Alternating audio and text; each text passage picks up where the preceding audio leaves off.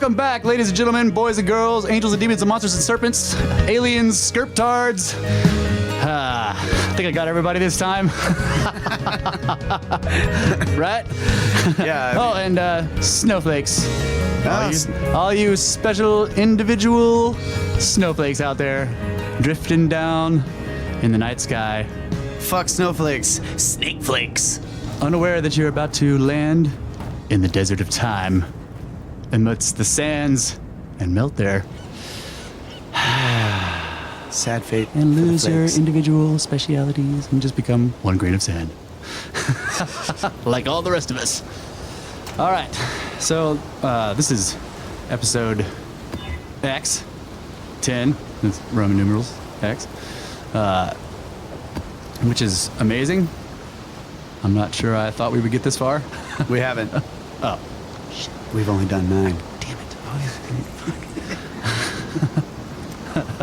Right. 10, 9, 8, 7, 6, 5, 4, 3, 2. What? Yeah. 1 is a given. We've already determined that. Right. That's why we have the cubit rod. We'll explain that later. Yeah. After So people ask about it. So because this is episode 10, or really because this is when we decided to do it, we've got a lot of questions from people, mainly saying, slow down, back up, and explain whatever the fuck you're talking about. So we got a bunch of topics that people have asked us to kind of go through more, I don't know, more detail to kind of get it from the beginning so that they can, you know, kind of feel like they're part of the story here, because they're just like, yeah, so you guys are talking about shit, and it's like every time we hang out, I just hear you guys talking about stuff, and I have no fucking clue what you're talking about. So we're gonna explain some stuff, but first, I actually have an email from a listener. We have an email? Yes, that's our Yay! very first email. So it says, come on, email. There it is. Super Snake Bros. Question. Dear Snake Bros. Long time listener, first time emailer. I couldn't help but wonder if you guys could be any snake in the world, in any given area of the world, at any specific time in time. What snake would you be? What area of the world would you reside? And what year would it be? I'll hang up and take your answer off the air. The Kamakian. Oh, Kamakian. The Kamakian. Well, I know what it is, but you go ahead. I've had time to think about this, so it's not fair. Right, so I put you on the spot. Wait, what snake could I be? At what time? Yeah. What time? And where? I would be, Space snake? yeah, the serpent in the sky. Right. At the beginning of time. Awesome. The primordial dragon. That's right. That's what I thought of too. Either that or I would be the Leviathan. The serpent of the deep. Is that a snake? The serpent of, yeah, the serpent of the deep. The sea snake, right? Yeah. Ocean snake. Well, yeah. If I could be any snake, including mythical snakes, Yeah. I would be eating my tail at the beginning of time. Right. You would be the world eater. That's right. But if I could be an Crook. any earthly snake, I would be a Schnam I knew it. Schnam. on the beach Hognose on the beach. in Matagorda. Nice. Hell yeah. Hell And then I would get captured by some crazy creatures yeah. who would try to raise me, and then I would escape in their laundry room. Never to be seen again by them. I'd be one of those Arabian, like, hypnotizing snakes, you know? They would come up out of the basket. Yeah, a cobra. Is it a cobra? Yeah, I guess they are. Oh yeah, those are And cool. then you flare out, fight the guy. He died. Yeah. And go find the next guy with a flute, Right. Better or maybe a gadolga. Right. Whatever that thing is. The Gadolka. The gadolga. Strange It looks like a ukulele ukulele violin with a thing. right. Play with a bow. All right. So that was the you know. Well, thanks, Kamakian. I definitely would be the sea serpent though, or Huandi, the yellow dragon, right? I actually don't know if that's how you say his name. He is the Yellow Emperor, the first Chinese emperor. It's spelled Y-U-A-N-D-I. 1DI. So I always imagine it's 1D. who knows. But it said he was a dragon. So anyway, which topic do you want to hit first? We got the question about the Sphinx. We got the question about the pyramids. We got the question about the Anunnaki and the beginning of everything. There's a few more, but I'll do those later too. Probably the easiest for me, or the one I would be the most well versed about, would be the Anunnaki. All right, let's do that one because that's the beginning of everything. So, Yeah. So, who are the Anunnaki according to the Sumerian tablets? Now, yeah, keep in mind this is according to Zacharias. some people's translations of Sumerian. Yeah, from okay, what I know about this whole thing about the Anunnaki, I got from The 12th Planet, which is a book written by Zacharias Sitchin. And the Earth Chronicles, right? Yeah, the Earth Chronicles. It was the first in a series of books. And I went through most of them with my PDF reader. Yeah. You need to queue up something for that so we yeah. can show people why we imitate it that way. Yeah. As far as I know, most people, I guess mainstream archaeology doesn't think they're the same. They're mythical gods, according to the mainstream archaeology. Yeah, mainstream archaeology's translations are almost exactly the same as Sitchin's. It's their interpretation that's vastly different. Right. So these texts come from Sumer, which is in Iraq. Yeah. Modern day Iraq. And in that area. In that area, yeah. right? The Eridu, all those cities. Yeah. And in that area, we have discovered just thousands and thousands of clay tablets that have what they call cuneiform writing on them, and it's a writing that is done with a stylus. It's just this little sort of wedge-shaped stylus, and it's right. So you can make lines and triangles. Right, and it looks amazing. But they've discovered tons of them, and they're still translating them. They're still discovering more. Yeah. But the Epic of Gilgamesh comes from Sumer, from the clay tablets. Right. Now, I'm not sure if we have an actual original Sumerian version of that. It might be Babylonian. But still, it's still about, like, you have Sumer, and then Sumer becomes like Babylon, and then you have Akkad, and then Assyria. Yeah. I don't know what Akkadia. I don't know what the order is, but yeah, like Sargon of Akkad, Akkadia, and of course the Babylon, the Babel Tower. But those all also used cuneiform writing, and they all were sort of like, they were just the next versions of Sumer, basically, is the way I look at it. I mean, they were different, but still. And eventually, Egypt inherited this. Right. Egypt and stuff. Yeah. But anyway, everybody inherited it. The Sumerians wrote about these people or beings, basically gods. They called them gods that came down from the heavens. We call them gods. Their word was Anunnaki, right? Or the Anunnaki. shining ones. Yeah. Yeah. They were deities. You Yes. could look at it that way. Okay. They were above human. Right. And they supposedly came down from the heavens to Earth. First, it was Enki. Right. And with the 50. Well, I'm just saying, broadly speaking, like broadly they speaking. came down here and they taught. They took the animals that were here, or the hominids that were here, supposedly, and made mankind. So this is where we get this quote unquote myth of, God taking the clay and putting his image on it or whatever, and you could actually you could actually find old like you go on Google search and look up like Sumerian creation stuff. You can find old, like, pieces of old broken vases and stuff that have these sort of interesting, like, scenes where you see like a large being holding a small being in its hands, right? Like a large human-looking person, but it's holding a little human-looking person in his hands, and you can tell that they're creating this thing because there's another big guy over there, and that they're doing science and they're like creating it. And then you see a whole bunch of the little guys and the two big people behind them. Just a lot of strange, sort of rudimentary stick figure scenes like that. Like they're depicting this early idea of these shiny ones, these beings creating people. Yeah. So the basic story is they came down, they created mankind to be a sort of a worker, a laborer, and they put man, They were here the Adamu, in charge of tending the fields, mining, taking care of the animals, and doing all of the labor. Yeah. This is also explained in the book Gods of Eden by William Bramley. Yes. He goes through the translation very much in the same way that Sitchin did, and he's probably one of the people Right. too.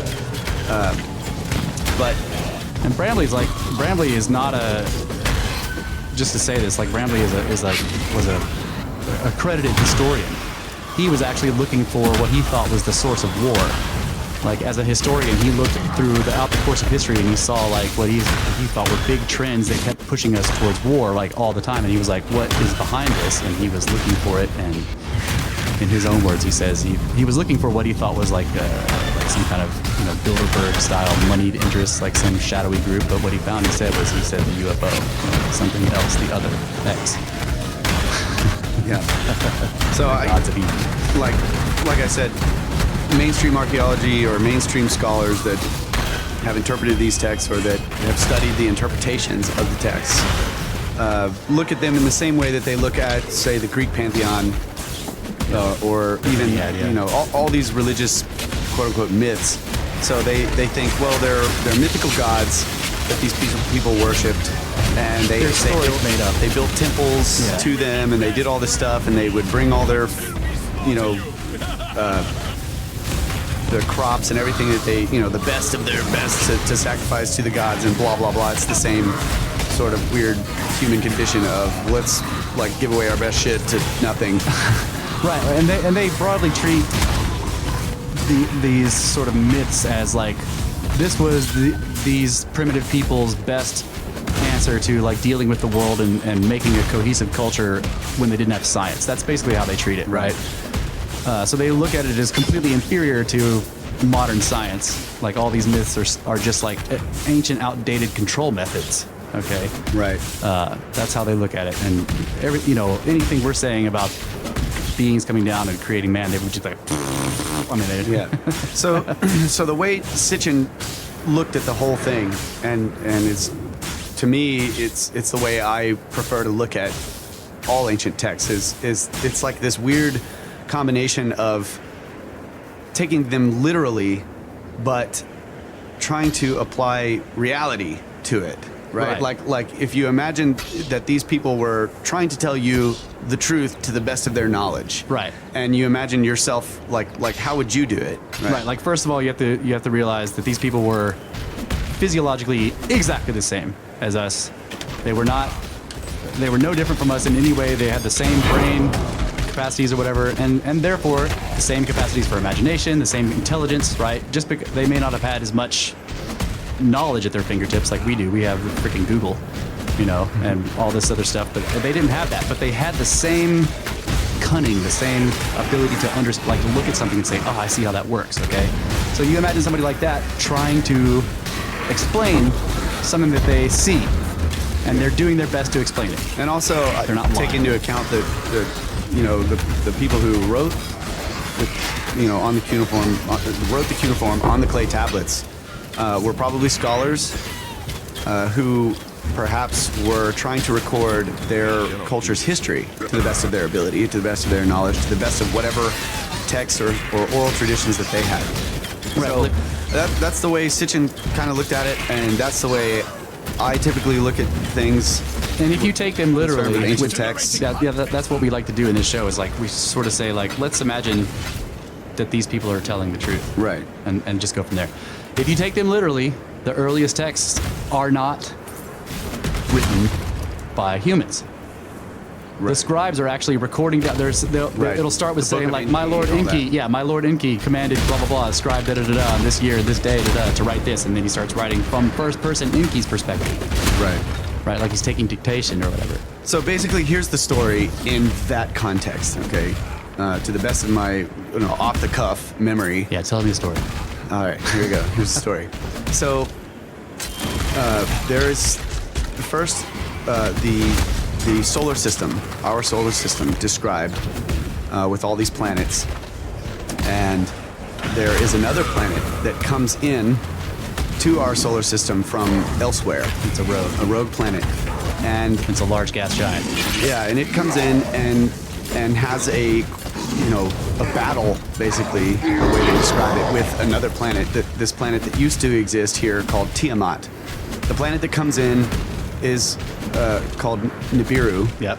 And it goes by Tiamat, which was a water world. And Nibiru is moving retrograde. So if you're looking Right. at the solar system, all the planets, including Tiamat, are moving counterclockwise. Nibiru is coming in clockwise, which means Right. he's on head-on collision with anything that's coming at him. Right. So it comes by one time, and one of Nibiru's moons strikes Tiamat. Directly. Just directly crashes into it, and in their words, leaves it lifeless and fissured. Right.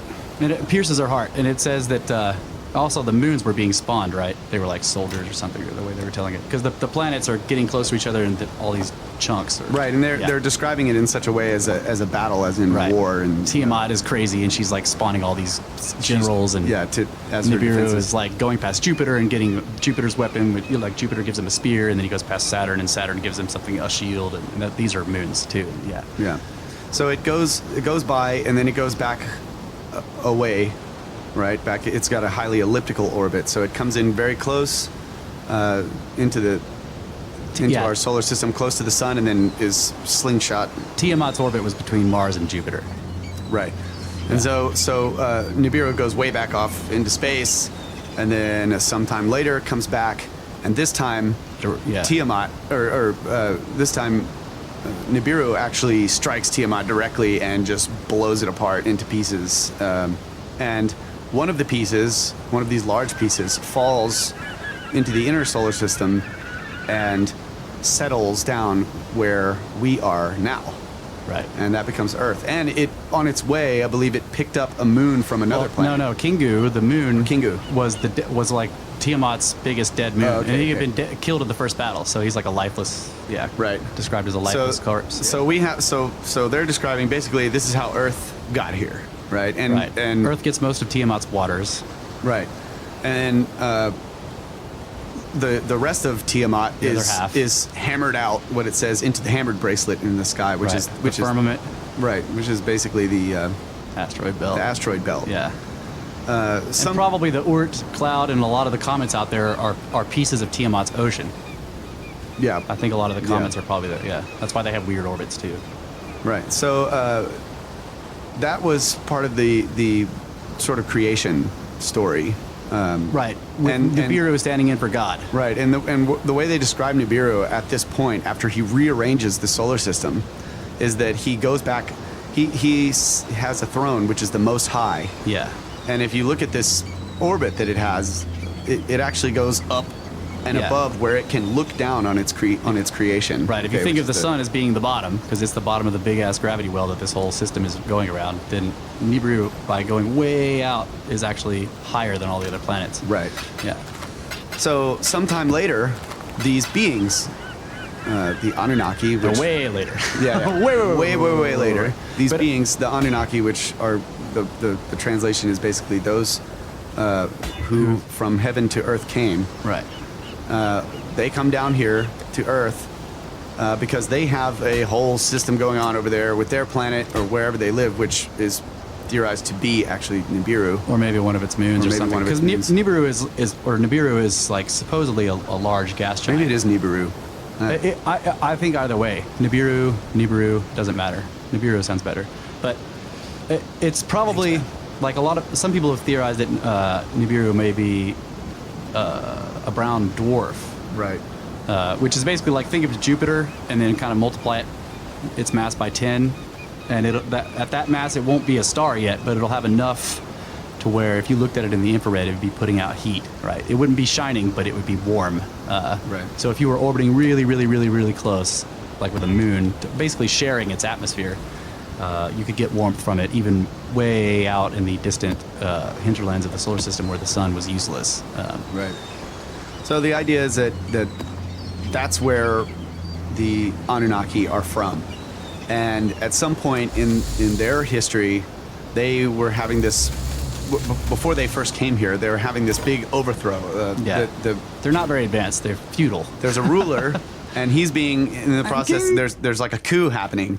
And Anu is this character who's taking over, and they've pretty much like either they did this or this is natural causes or whatever, but their atmosphere is being destroyed. Right, they've ruined some kind of protective layer in the atmosphere. Right, And and so they're seeking out gold, basically, to right. like rejuvenate their atmosphere or save their planet in whatever way. And where better to find gold, which is extremely heavy and typically at the center of rocky bodies of a body in space. Almost impossible to retrieve from a gas giant. 'Cause Right. the pressures are ridiculous, and then for like regular rocky planets, it's going to be near the core, which isn't. But yeah, Right. So they come to this planet that had been ripped in half. where now all of these heavy metals are close to the surface. Right. of the We have planet. these weird veins of gold, just mixed in with regular rock Yeah. near the surface. Yeah. So the story is they come down here. They send Anu, the king, basically sends his supposedly firstborn son, Yeah. who is a bastard. His name is Enki. But he's also awesome. Yeah, he's awesome. He's an engineer. He's a scientist. He's just freaking badass. So he comes down here and he starts building levees and starts doing irrigation and He lands in a dams swamp all and that- goes, "Wow, a lot of snakes." Yeah. Build a castle in the swamp. Right. Anyway, he starts building all of this stuff everywhere and like setting up shop basically on Earth to begin mining gold. And Anu then later places his other son, his second son, but really the legitimate son between him and his wife, Right. Enlil, who is essentially Enki's younger brother. He places him in charge of the heavens. So Enlil basically is in space or in the heavens, and in the way Sitchin described it is like he's in charge of all of the incoming and outgoing and pretty much everything that goes on in general. Outside of the Earth's sphere, yeah. Right, and then Enki is in charge of the Earth. He's Lord of the down- Earth. He's Lord of the Earth. He's down on the bottom and he's building stuff and doing things with Earth, and he's handling the mining and all of that. And they're doing this for hundreds of thousands of years, apparently. Right. 432,000. Yeah. Yeah. And at some Some point, number. like they've got this major operation going on down here, and they've got all this stuff, And they have like getting all this gold. six or 800 like lowercase, lesser named gods with them, like other Anunnaki that are Right. not big dudes, There's a whole bunch of Anunnaki down here. and they don't like it. And they get tired of doing this work, and eventually there's like this huge revolt, and they're just like they throw down their tools. They're like, we're not doing this work anymore. This is bullshit. And somebody comes up with the idea of basically making a workforce from Yeah, that's Enki. the animals on the earth, and They convene to 50, right? And they're like, and Enlil's like, what are we gonna do? Like, let's kill them all, right? And Enki's like, wait, I have a solution. yeah. So Enki I'll make some little us's. tells them about these hominids basically that are down in Africa somewhere. Yeah, he's in the Abzu. And he's like, hey, we can mix our genes with theirs and produce a force that's smart enough, intelligent enough to do the work we need done. So he gets the okay to go in on this project, and he starts working with Ninhursag. Yeah, Ninhursag, his, I think it's his half-sister. Yeah, I think so. Yeah, and she is actually, she's the medical, like the chief medical officer for this whole endeavor on Earth. So she's, and Enki's just he's the handyman, but she's, like, she knows the genetics and knows all the science on this stuff. So Right. he tells her what he wants, and they start working on it. So they work on this deal for a while, and they start basically getting these hybrids of their genes mixed with these hominid genes, and they're using what they call Anunnaki birth mothers, too. Yeah, exactly. Yeah. Kind of like we would do in trying to produce like a Yeah, haven't they used cows to, like, birth some cloned sheep or whatever? something like that. Yeah. So they're basically doing that, and they start producing these beings that they call the Adamu, right? Well, the first ones, I think, well, I've always looked at it as the Adamu, or the group that he eventually upgrades. Okay. Because at first they're like, she's like, I have done it. Because at first they make a bunch of abominations, like things that are terrible that don't work out. Right, and you can see like, a lot of the Egyptian, I don't know what they are. Pictographs are not really hieroglyphs; they're carvings or whatever of all these weird creatures, pictograms and stuff. Pictograms, yeah. These sort of Chimeras. half-human weird things mixed with all these weird things. Yeah. So that's kind of like maybe some they supporting evidence. Yeah. After this, you basically get the idea that after this, they are constantly playing with the genetics of Earth, right? Mixing things and like, well, I kind of want this over here on this guy, and I want this fish to have this eyeball, and right. So basically, they make these beings, which I'm calling the Adamu, but whatever. And they're producing a whole bunch of them, and they start putting them to work. They're hybrids. And this is sort of where you get this idea, like, hey, we made you in our image, and we're putting you in this garden, right? And you are to name all the animals and to tend to the farms and the fields and blah blah blah and subdue the earth, right? Not multiply yet. That command is not in there yet, right? And like all hybrids, they can't. They're sterile, right? So, at some point, I guess the idea is that Enki realizes like we need to, or maybe he's not realizing. So after maybe they're working towards getting a hybrid that will actually be able to reproduce. Well, I think it's like after 25 or 50,000 years or whatever, like he has to keep replacing them because like he sends off 50,000 there, sends off 100,000 there, and then like they start. After a while, they're sending requests back in like, "Hey, we need more," because we've right. I'm just kind of imagining, his logic probably from the beginning was to get ultimately a result. Well, I think Enlil was like, "Nah." Right. His brother Enlil hates the Adamu, doesn't like him, and treats him like shit, utter total slaves. Yeah. And Enki never really digs that. He actually likes the Adamu. There's other Anunnaki that also like them. And they're kind of like their pets, It seems like they're like pets. They're like pets / servants / yeah. Anyway, there comes a point when Enki basically gives the Adamu the ability to reproduce. Right, and this is what I think are the Adamu. Like he takes this specific group and he gives it to them, and they become the Adamu, the first men. Okay, yeah. That may be right. So that actually really pisses off Enlil.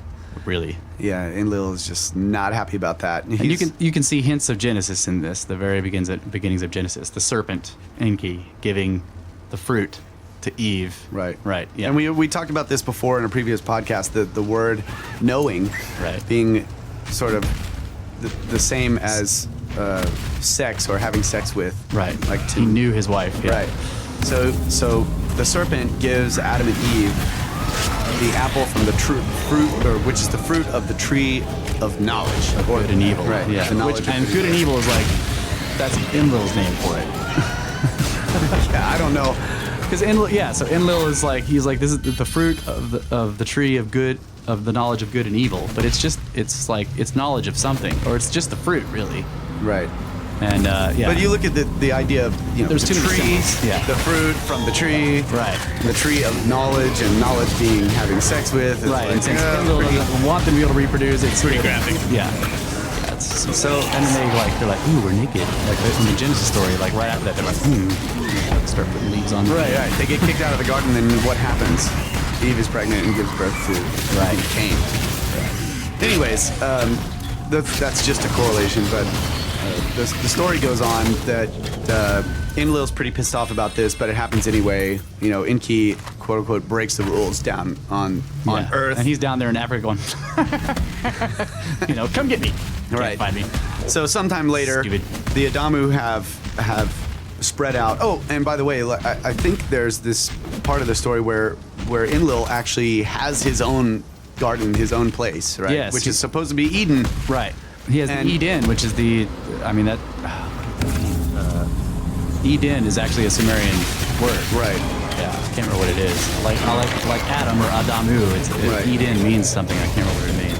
But he basically, it's exactly like the biblical story where he gets pissed and he kicks him out of his garden. He's like, no, I don't want them. Right.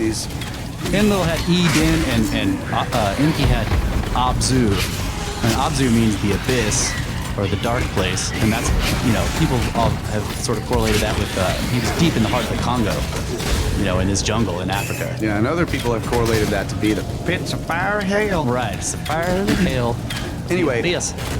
so story goes on.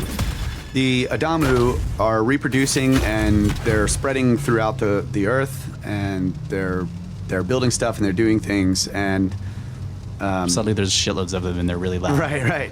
And Enlil, it becomes clear that the Anunnaki at this point know of some calamity that's about to happen. Right. At first, there's some shenanigans going on with the Anunnaki and the Adamu, because they're basically blood of the blood of the blood, right? And there's some mixing going on, which really pisses off Enlil. And I mean, Enki's doing a lot of this too. He's like, man, look at that Adamu chick, And then he makes a daughter with her, and then he sees the daughter, and he's like, ooh, and he goes over and gets her. I mean, it tells the story of him doing this to 4 successions of girls, until finally his wife comes out and she's like, stop. Okay, seriously, stop. Yeah, so throughout this still, you get the idea that these characters live extremely long lives. Right. They've already been on Earth at this point for hundreds and hundreds of thousands of years. And yeah. Right. And we've discussed this, many different aspects of this. They get tired of mining. What's the deal? They have the technology to come down here, but then they can't mine stuff. Yeah, weren't you saying that maybe their technology went more towards biotech than mechanical tech? I've thought of it. Why didn't they just make robots? They were really good at genetic stuff and perhaps building pyramids. I don't know, but it's they sort of they have this trouble, and they're with being on Earth. It's just the work is just too hard. Right. It's too much hard gravity. for them. And that's what we were talking They about. live on a little moon of Nibiru that's maybe they're really giant, low gravity, and they're very big. Floaty. Right. They're very big, and spend a lot of time in the their water. mass is great. So when they get down here, they're like, ugh, and they're laying down. Right, which is why when you look at we've got to take a break real quick, but when you look at the carvings of them, look at the oldest carvings of them. I'll post some of these pictures to the show notes. They usually are wearing something that goes down to their knees, but you can see their lower legs, and you can see. I mean, there's mechanical devices on their legs. They are wearing some kind of supportive exoskeleton. That's what it looks like. Yeah. Yeah, because they're huge. When you see them in relation to humans, if the Adamu were our size, which I don't think they were. I think the Adamu were 12 feet, 14 feet high. Then that makes the Anunnaki 30, because they're over twice as tall, right? So they have, and so you get these stories of so we need to take a break. We'll come back to this, and then maybe we'll move into the Sphinx. All right. So we're talking about snakes? Yep. Ancient snakes.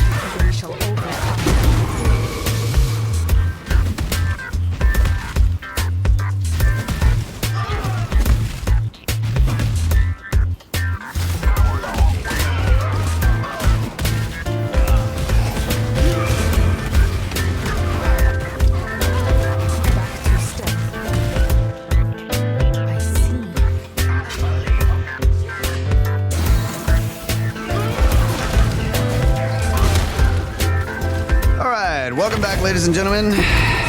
Segment 2 of Hour 1. Two brothers answering answers with questions about questions.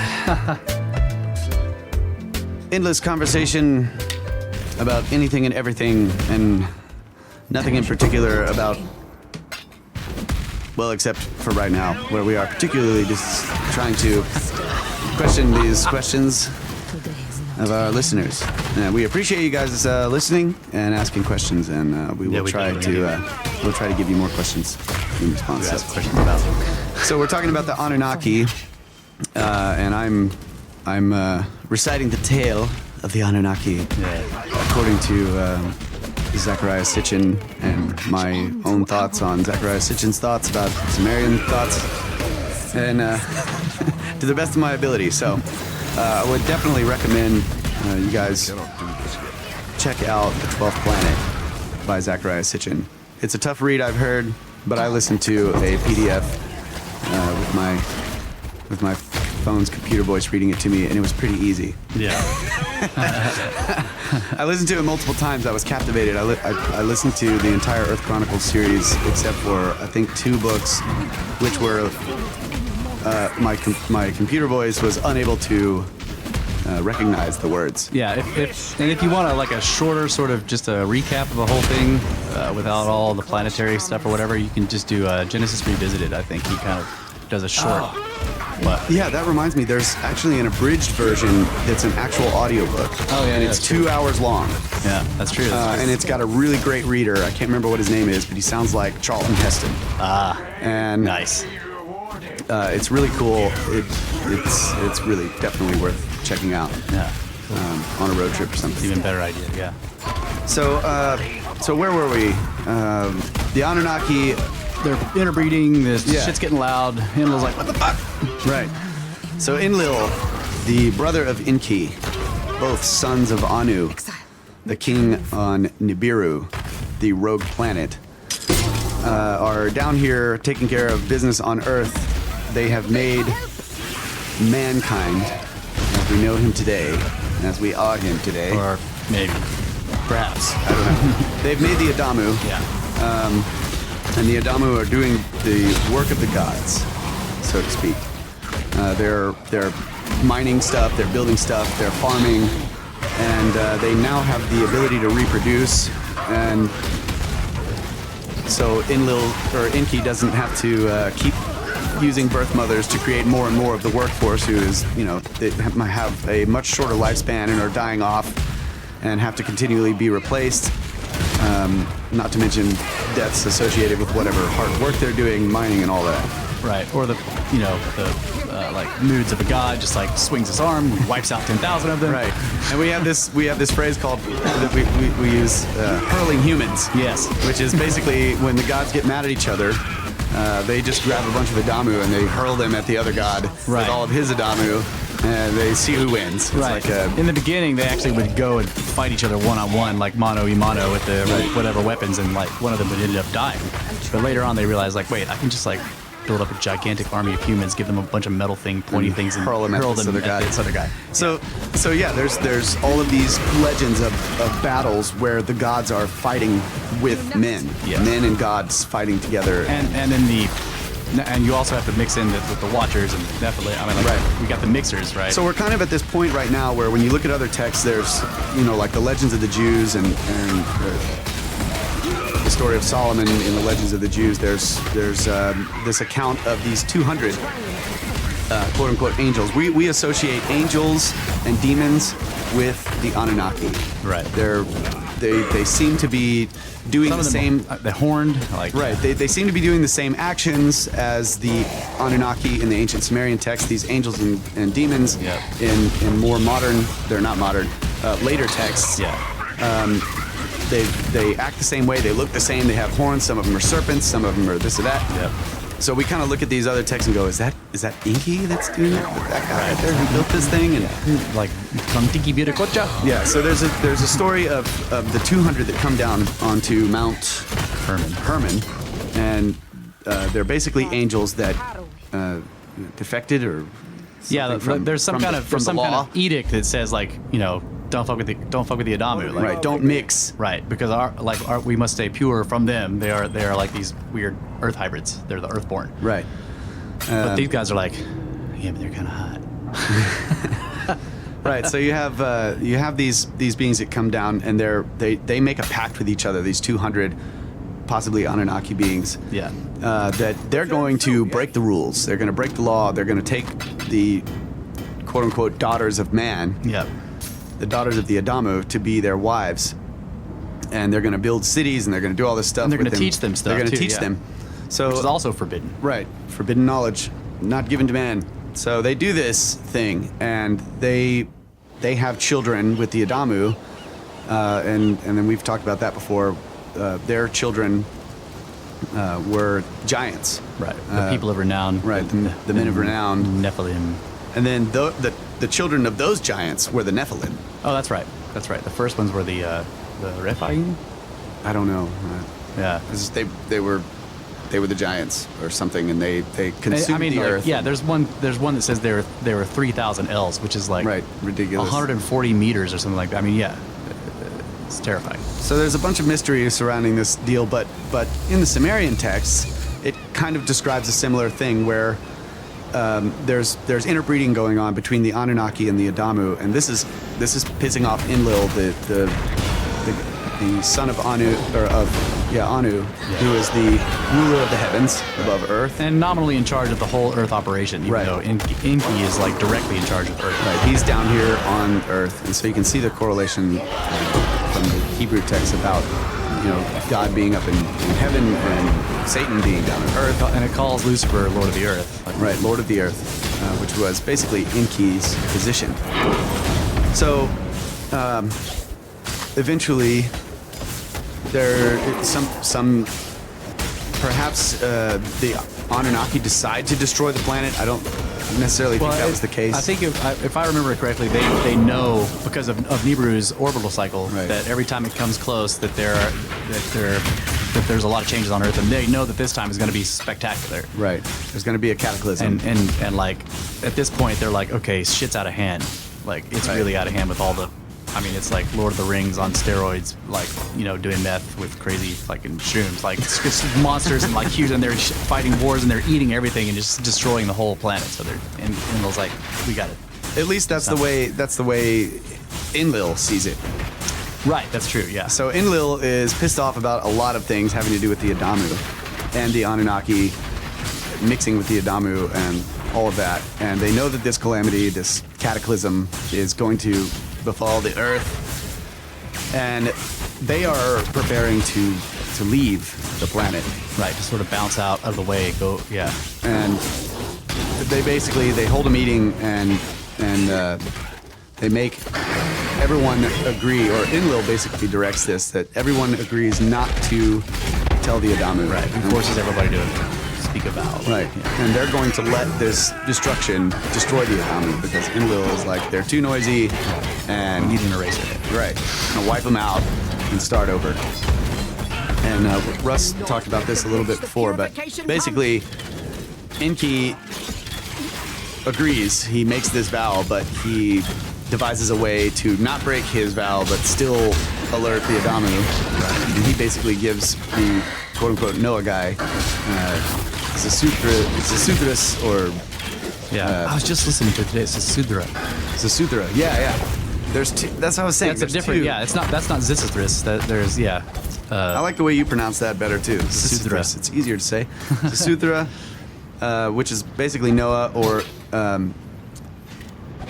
Unapishtim. Yeah, is that how you say it? I think that's it. Unapishtim, yeah. Unapishtim, which is in the Epic of Gilgamesh. He's basically Right. the Noah character too. So there's It's a lot easier to say Noah. yeah. there's all these different names apparently for the same characters all over all of these ancient texts. Like, And it seems to be because a lot of times they're epithets or they're titles. that's Right. true. Yeah. So like Noah is being called. He was like, he wasn't just some lowly guy. Like Noah was a like he was a human, but he was up there in rank. So He was pure in all of these generations. right. Ratchets. So basically, you know the story from here. If you know the biblical story of the flood, all of that happens, but some of the humans are saved. And Enlil finds out about this, and he's really pissed off. There's also the part of the command to record the knowledge and then bury it. That's true. So you have the Enoch character who is told to make records of all the knowledge and preserve them down here. And this probably happens all over the world because we see these kind of caches like everywhere. Right, and there's legends of them. They're everywhere told that to still like have they're not told been to found. the pillars of Enoch being this like idea of like make something that you can find after this destruction. So pyramids, gigantic megalithic, I mean with like immense blocks that are just seem ridiculously huge unless you think that they need to like survive a massive cataclysm. A metal library or a stone library, Right. something that can survive. Yeah.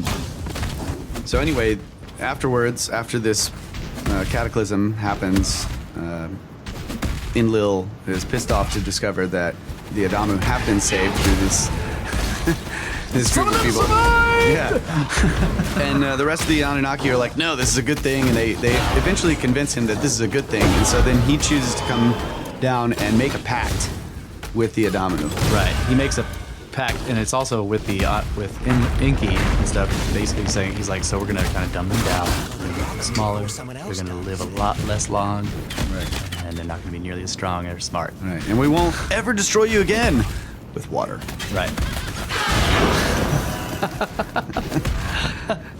So they give them a rainbow, and they're like, it'll be fire next time. Don't worry about it, bro. Right.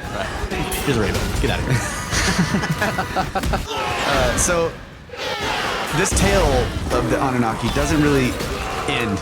Okay, there's always the we're leaving, but we promise to return. Right. Right. And then later there are all of these later recorded activities, like many thousands of years later, where people are seeming to have encounters with these beings that come down from the heavens and start doing a lot of the very same types of things that the Anunnaki did. So we kind of look at the Anunnaki, we kind of group them all together, the Anunnaki, the angels, the demons, and all of those other things, non-human, There's some came from outer space, and we call them Nephis. Outer space, spirit realm, whatever it is, there is something that happened Greetings. deep in prehistory that was basically what I like to think of as paleo contact, right? Yeah. And whether they made us or not, or, you know, whatever with happened there, courage. like whether we were here already and they kind of came down here and they were like, hey, look at these tools that, you know. I mean, the whole thing with the knowledge, that, Right. like in Little Flames, everything that happens on that stuff, he's like, look, Right. you guys taught them how to do magic. You taught them like how to do summonings. You taught them, I mean, it was the Prometheus, right? Right. Comes down and gives them fire, which is the symbol for tools. Right. Knowledge.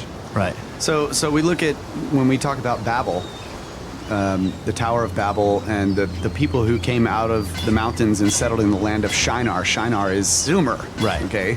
Yeah. They That's started the building. ancient name They for came it. together and they're like, look at this clay. Yeah. Let us make bricks and bake them in the sun, and we'll build a tower to the heavens so that we will not be scattered throughout Right. the earth. This is supposedly around 600 years after this flood that nearly destroyed all of mankind. And it's very interesting too because it says, let us build a tower whose tops will reach the heavens. Let us make a name for ourselves Right. so that we shall not be scattered. I've always puzzled over that phrase. What is this about a name? Right. You know, I don't know. a single name for all of people. Yeah. So we're kind of continuing on this whole story of, it goes into biblical times, Right. But we kind of look at it like, okay, if the Sumerians were telling the truth, you know, you take their story as true, that these To the beings, best of their abilities. yeah, whether these beings were human or not, it doesn't matter. The idea is that they were telling the story to the best of their ability, and basically what they said was these beings came down and taught them everything that they know and gave them the ability to do all of these things, and then they were almost destroyed, but they were saved, and then they continued to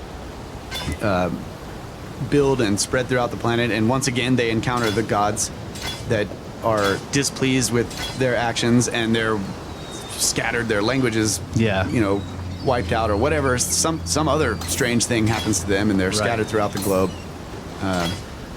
And then on and on through all of these other ancient texts where these beings continually meet with this guy or that guy, and they start fighting these other people. Yeah, they and start there's doing these weird machinations from behind the scenes. Right, and there's these gods saying, I'm the only one, and then there's this one over here that's like, I'm the only one, don't worship any of those other gods. Yeah. We're like, wait, you just said you were the only one, Right. and not to worship the other ones.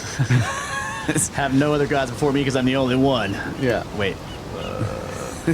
So there's all these strange things, and that's basically, from my recollection, the best I could do telling you about the Anunnaki. Yeah, that's good, and that's good. Like, okay, so it's reflected in, as you get later cultures, you see this sort of the same stuff, but you recognize that they have symbols stacked on top of them, Right. right? Like, I mean, in the earliest Sumerian depictions, it's showing the Anunnaki with their faces as their faces. You can see their horns, you can see their shoulder Right. rivers or their whatever, right? You can see their tools or whatever, and you can see the stuff in the night sky. And as time goes on, they start having animal heads, They start Yeah. like sort of carrying things that symbolize other things. They Right. start. So in other words, there's this weird occulting of the truth Right. that begins to happen almost immediately, and that I haven't been able to figure out if that's because of the amount of time we're talking about here. Because like think about it, even if the Adamu had lifespans of 10,000, 20,000 years, the Right, like the old Anunnaki, King's List the and stuff. Anunnaki lived for 400,000 before even making mankind, Right. so like, And you I may mean, think that idea is ridiculous sounding, like nothing's going to live for hundreds of thousands of years. But stepped up. when you consider the idea of what is a year, right, a year is our planet's revolution around its star. right, So if you had another star or another planet that's its revolution around its star took 36 thousands of years. yeah, 3,600 years, 10,000 years, whatever. Right. So 1 year for them, and see, you can imagine if you know, you think of in terms of evolution, that nature would develop on that planet in accordance with its orbit, and the cycles of life there would right, be, it would have its own seasons, and it would have its own, and stuff would move according to its cycles. And this is why you see in the like, God damn it, there's all these humans all of a sudden, because you know the humans are breeding according to Earth time. The Anunnaki are still on Nibiru time. So to them, it's like every time they turn around, there's millions of humans and they're loud as fuck, right? And he like, it's like, shit, I wipe out 10 million of them and I try to go to sleep and then I wake up and Jesus Christ, they're everywhere, right? right. And they and you see it again in their sort of promise to return. It's like, yeah, we'll be back. Right, and then they just leave. Forever. It's like, what? Seems like it does. It's like, it's been 5,000 years, man, and they still haven't come back. But like 5,000 years is nothing to these guys. Right. That's not even. That's like that's not even 2 years of their, you know. Right. So- So that's kind of the way we look at that. You know, you could say, well, maybe they could live for 400,000 Earth years because. And there's nothing in biology. Like I had a quote from a biologist that I found.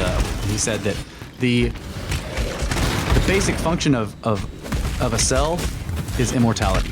Like it isn't until you get like I think you say it as eukaryotic cells where they get the telomeres on the ends of their genes that sort of like allows them to count how many times they've divided, right? And once Yeah. they've done it, they've divided so many times they can't do it anymore, and that is the aging process. Well, before that evolutionary like advancement, there was no telomeres, and they could reproduce endlessly. I mean, there are amoeba on Earth that are as old as Earth, you know, because like they don't die, and they're, you know, it's been dividing over and over and over. So like it has trillions and trillions and trillions of children, but somewhere out there is the original guy,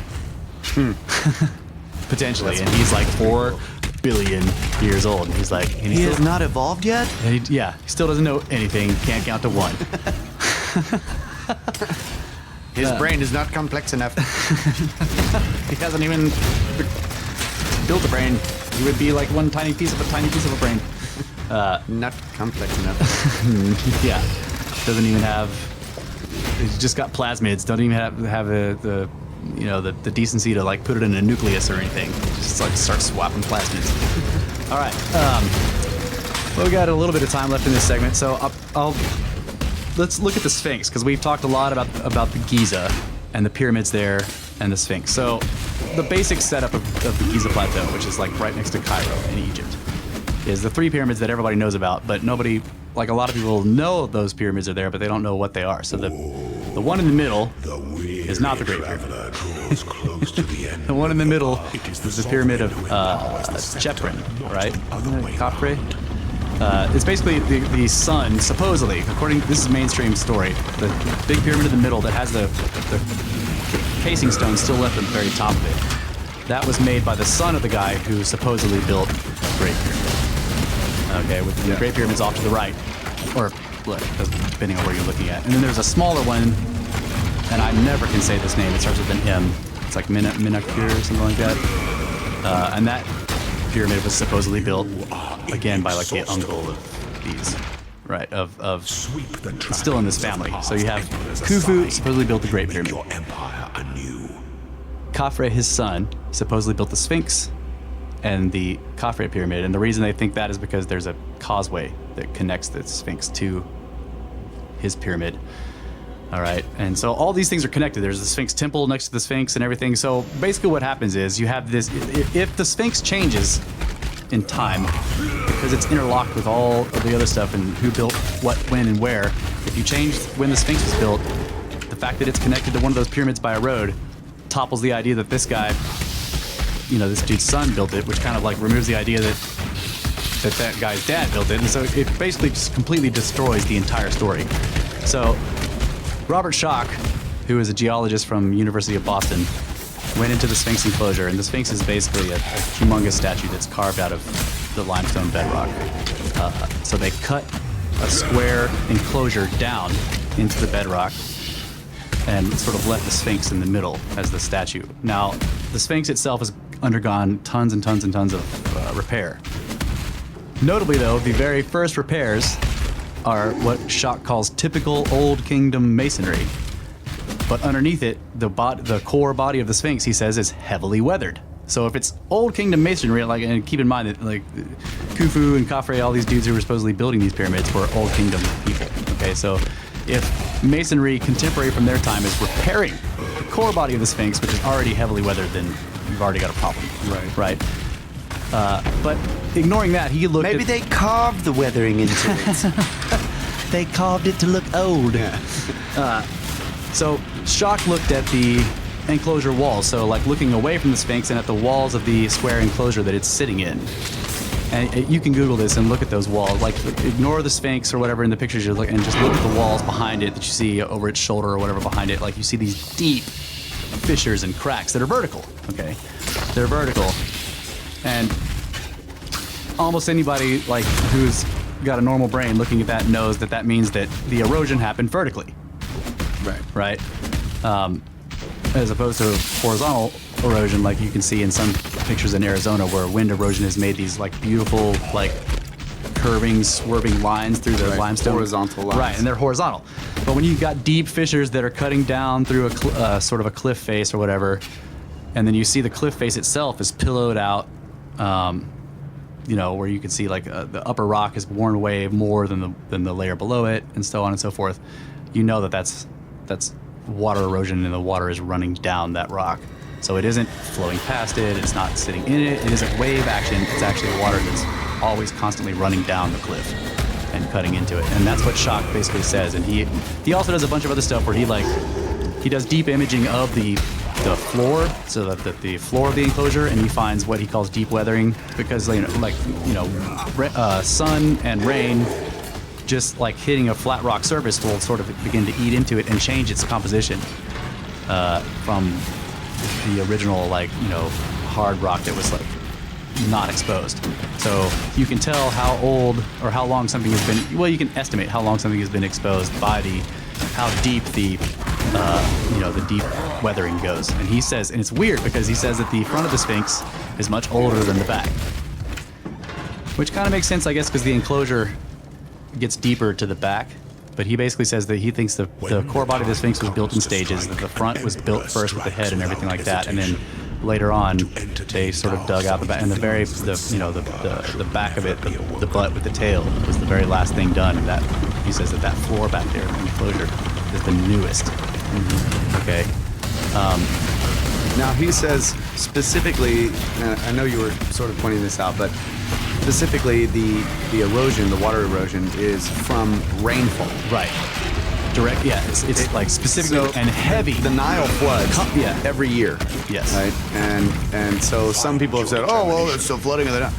No. Right. And you can see that the Giza Plateau is an uplift of limestone that at one point the Nile probably was really close to it, because the Nile is like swept back and forth and changes course across a big bed. Yeah. But according to geologists, like there's very specific and easily recognizable different patterns of erosion. Right. Okay. To geologists. Yeah. And the pattern that's on the Sphinx enclosure is rainfall erosion, not flooding erosion. Right. What he calls heavy torrential rains for a sustained period. Yeah. Right. So and because of paleoclimatology and a bunch of other correlating data within geology and climatology and dendrochronology and glaciology and a bunch of other stuff, we know to a pretty good, degree of accuracy when the last time that area in Egypt has had torrential rain, and that was around, like the latest would be 9,000 BC.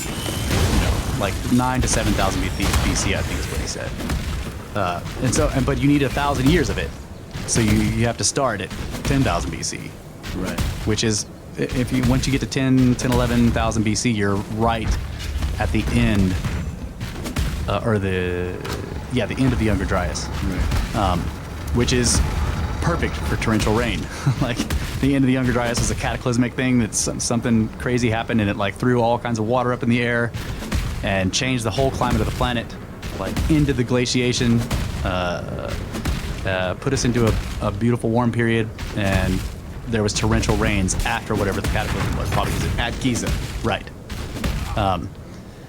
So he also points out a bunch of, we don't need to go into this, but he points out a whole bunch of other stuff all over the Giza Plateau. He's like, look, so there's this quarry over here that supposedly was being dug by this guy, and he was building something over here with it, and you're claiming that is contemporary with the Sphinx, but look at the erosion on the Sphinx versus that, which has almost nothing, right?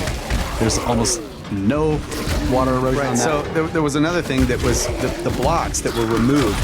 When they cut the Sphinx enclosure down, they basically cut out huge, Just massive 400 ton. 400-ton some limestone blocks and removed them whole, and then used that to build a temple, a quote-unquote temple, near the Sphinx. Those stones have erosion on them as well. I mean, and it's heavy. You look at erosion. pictures of the Sphinx temple, the Valley temple, and you see and you kind of have to look up, because most pictures are tourist pictures, right? So there's some guy or some girl in the front, and behind them you see sort of temple stuff, and you kind of look up above the sharp granite stuff that you'll see in the front. You see these incredibly ancient, heavily weathered, gigantic limestone blocks. And I think this is right. The way you were saying they cased it in granite. This old kingdom style. They did the same thing with this temple, where they put these granite blocks that the inside of the block, the outside is a smooth face. The inside of the block fits the contour of erosion on the limestone. So they didn't flatten the erosion on the limestone blocks and then put a flat granite casing stone over it. They cut the granite to match the erosion pattern of the limestone on this old temple, and to basically protect it. And each one of these limestone blocks, basically, 400 tons is almost impossible to conceive of. But think of it as like 200 family-sized cars. Each block weighs the same as like 200 family-sized cars. Okay, so you stack up all these cars and then crush them down into a block, and then you try to pick that thing up. And it's like, I don't know, think of a parking lot that has 200 cars in it. And that's one block. Pick them all up at one time. And then stack other and ones then stack them up to where they're like 50 or 60 feet high, and make it to where they have you can't even put, like a knife blade in between the seams, and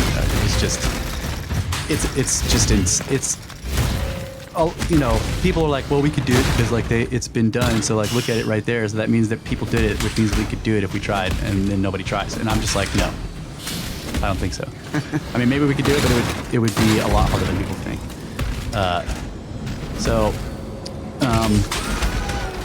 Basically, pushing the Sphinx back that far, like I said, topples the whole house of cards. If the Sphinx is back that far, then that means it's connected to this pyramid over here, which can't have been built by this guy that they say it was built by, which means that his dad couldn't have built the one before it, because that means that this dude's pyramid has been there as long as the Sphinx. Right. Which means that but we know that the Great Pyramid was built before this other one, so it's anyway, the whole thing falls apart, which is why they hate it. Right. And we're going to take a break, and we'll come back. One more thing. All right. The Sphinx faces due east, right? Yes, the sun faces the rising sun at the equinox, and Leo, the constellation of Leo in the sky, will rise with the rising sun at the equinox once, right? Every 25,900 every precessional cycle years. Yeah. The last time it did that was right around that time, 12. Right around the time that Robert Schoch and John Anthony West were saying. Dated it with geology. It was probably being built, right. Previous to the rainfall, here's where it was being built. Right then was, Leo was rising with the dawn. Heliacal Yeah, rising. heliacal rising of Leo on the horizon with the sun. Matches the date that the geologists found in the erosion patterns, basically. Right. In But like the Egyptians didn't know about the precession. Yeah. No, yeah, they didn't know about precession. And they didn't have the horoscope, the stupid astrology crap. All right, We're so gonna take a that's- break. Yeah. Stupid script tards. Snakes. Snake tards.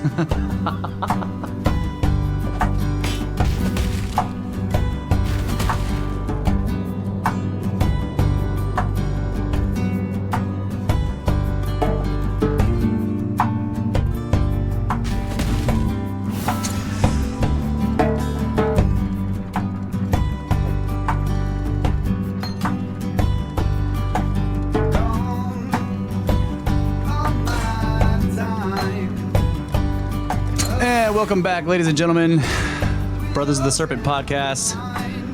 First segment of the second hour. Snake Bros. Snake Bros. Now, were we done with the Sphinx? What was the question? Just explain the Sphinx enclosure thing? Or? Yeah, basically just kind of like give that the geology problem there in detail and why it mattered and how, like, why the mainstream didn't like it. Yeah. Yeah, I think that was pretty good. Yeah. Geology says it's old. That's Egyptology says it's not. Yeah. There's a lot more Geology's always right. because geology is a hard science. Rocks are Yeah, hard. that's right. Yeah.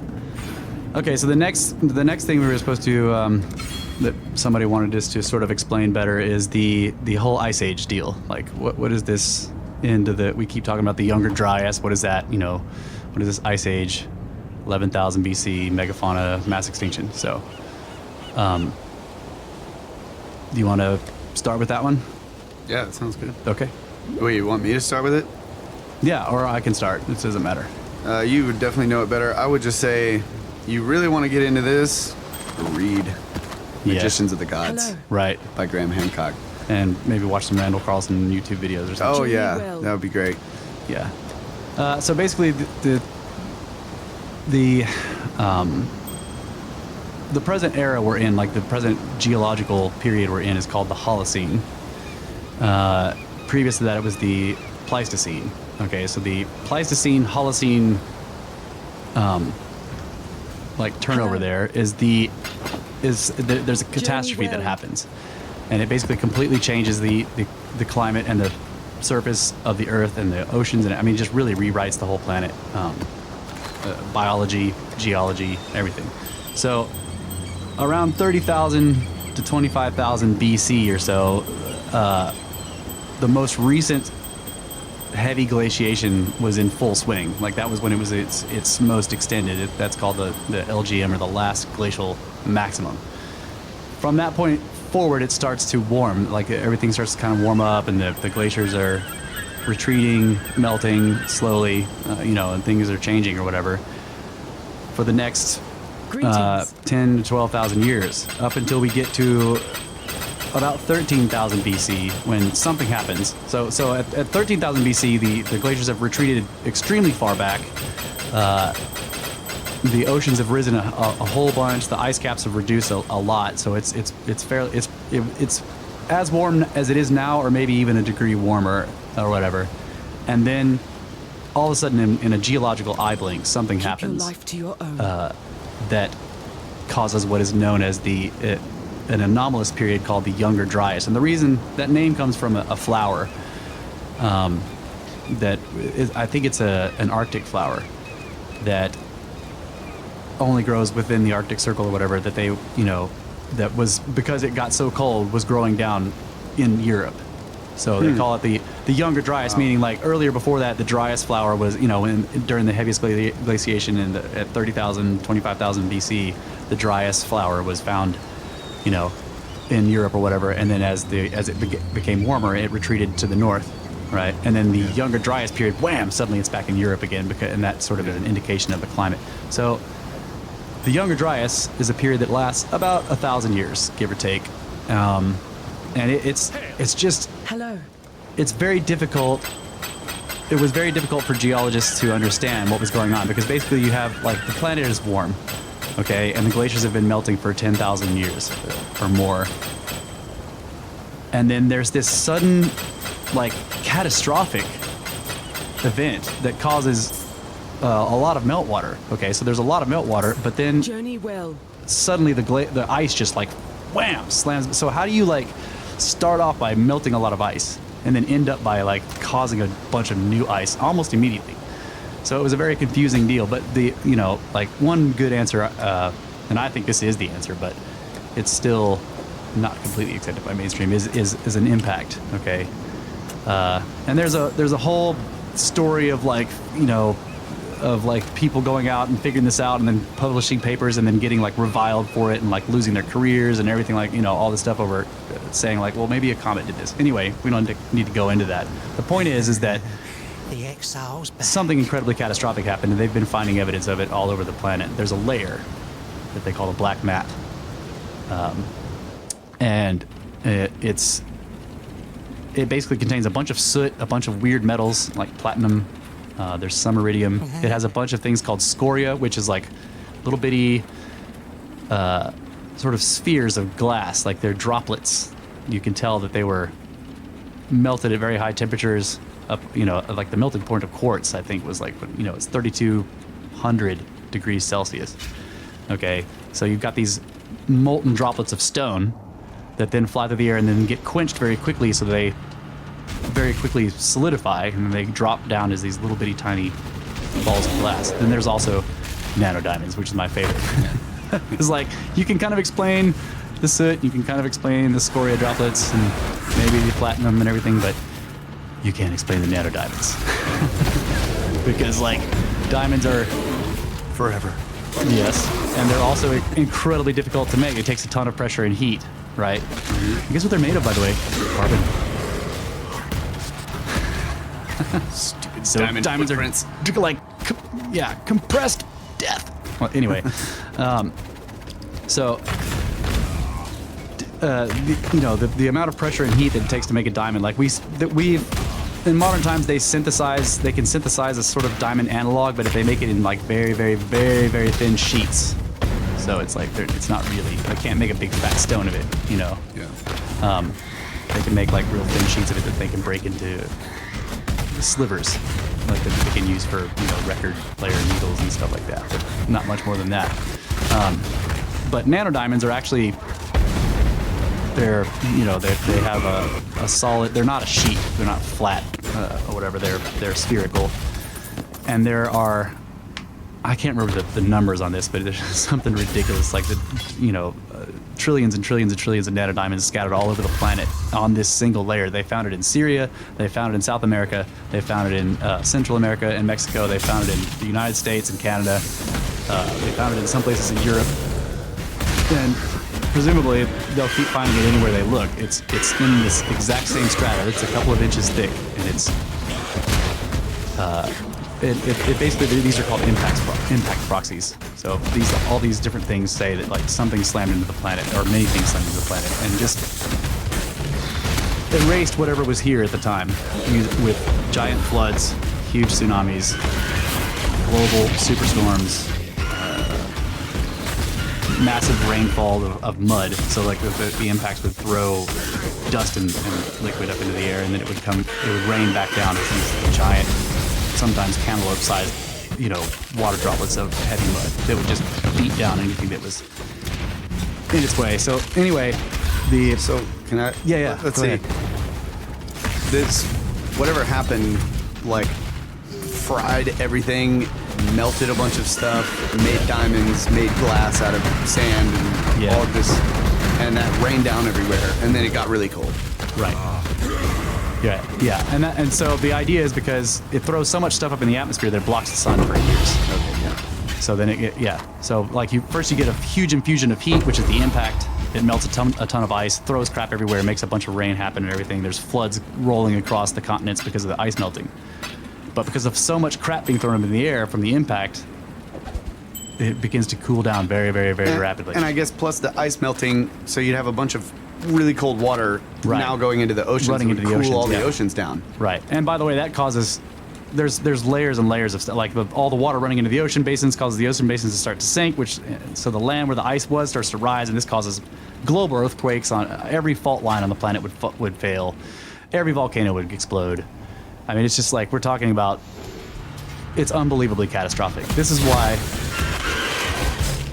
So it's this period from the start of this first cataclysm, and then 1,000 years later, there's another one that ends the cold period called the Younger Dryas, and it ends it catastrophically. And this is really the big floods. I mean, where we get what's called the channeled scablands up in Canada, where you can look from Google Earth and you see massive flow lines of where the flood was, like where the water was running off these glaciers.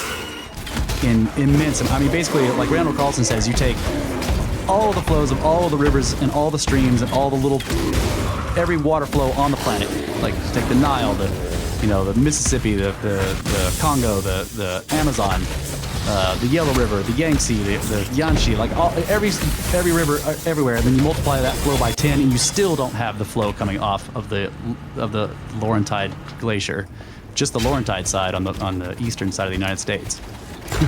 Okay, so yeah, every flow known to the planet, multiply it by 10, and it's not a piece of the flood happening. Okay? Where's my kayak? Right. Yeah. Let's do it. Where's my freaking surfboard? my kneeboard or whatever. My tube? Maybe just a tube would be great. Yep. Let's get some tubes and a bunch of beers. Let's do right. Let's float this river.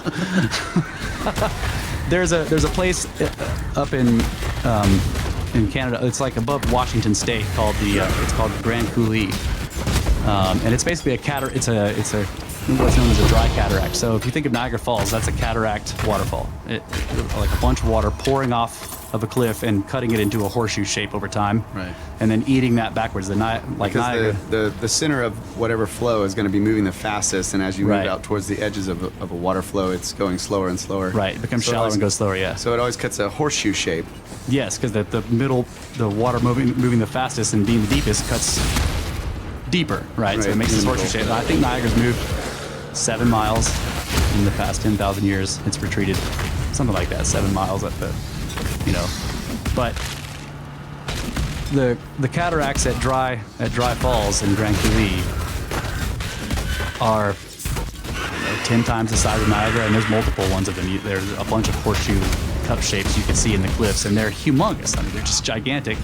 And Randall Carlson says that they were probably completely made in less than 2 weeks. The entire formation was made, and he says you have to remember that. We're not talking about Niagara is like water, and it's pretty water and makes mist and everything. This is like thick mud. It has entire forests jumbled up and blended into it, rolling. And then at the bottom, and this is the most serious, but are boulders some up to the size of like huge houses, like 2-story, 8-bedroom houses, are rolling along the bottom. And they were much bigger when they started.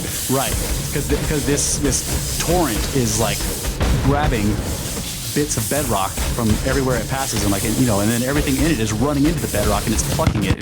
He says he uses the term plucking, so it's going along, it tears up everything in front of it all the way down to the bedrock and then starts eating the bedrock. Okay, you can see there's places called there's a place, it's fascinating, very strange looking, called Potholes Canyon up there, where basically you've got this canyon where you can tell that water was like tearing through it at some ungodly rate. And he says it was going 60 or 70 miles an hour because of the back pressure. All the water behind it was pushing it that fast, right? And like most rivers today are like 10, I think it's 7 miles an hour.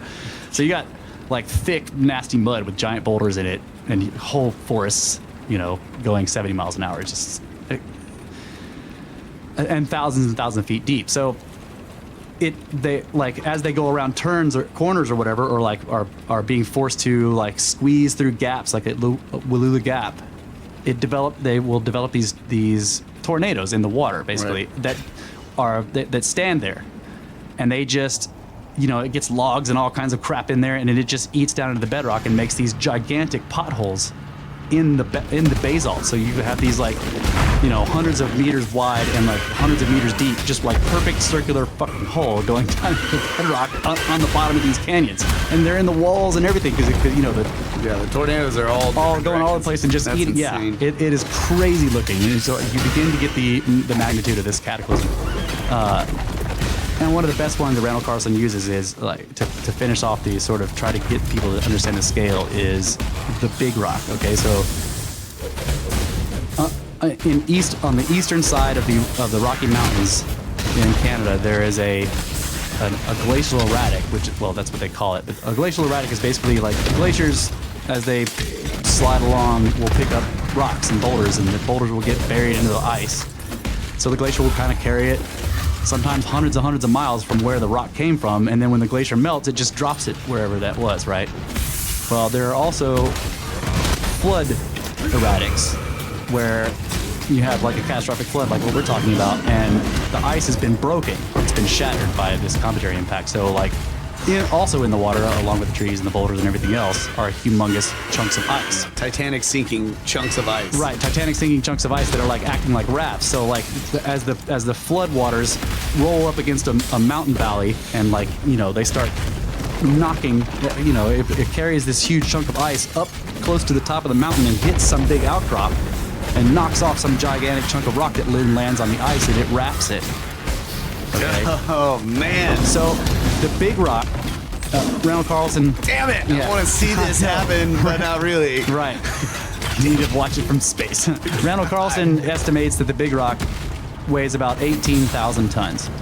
So because of that, and because we know the makeup of ice, we can estimate how big of a floating glacier we would, or iceberg we would need to float this 18,000 ton boulder, which is now broken into 3 pieces where it was dropped. And by the way, when you look at the valley where it's dropped, it's way up the valley wall.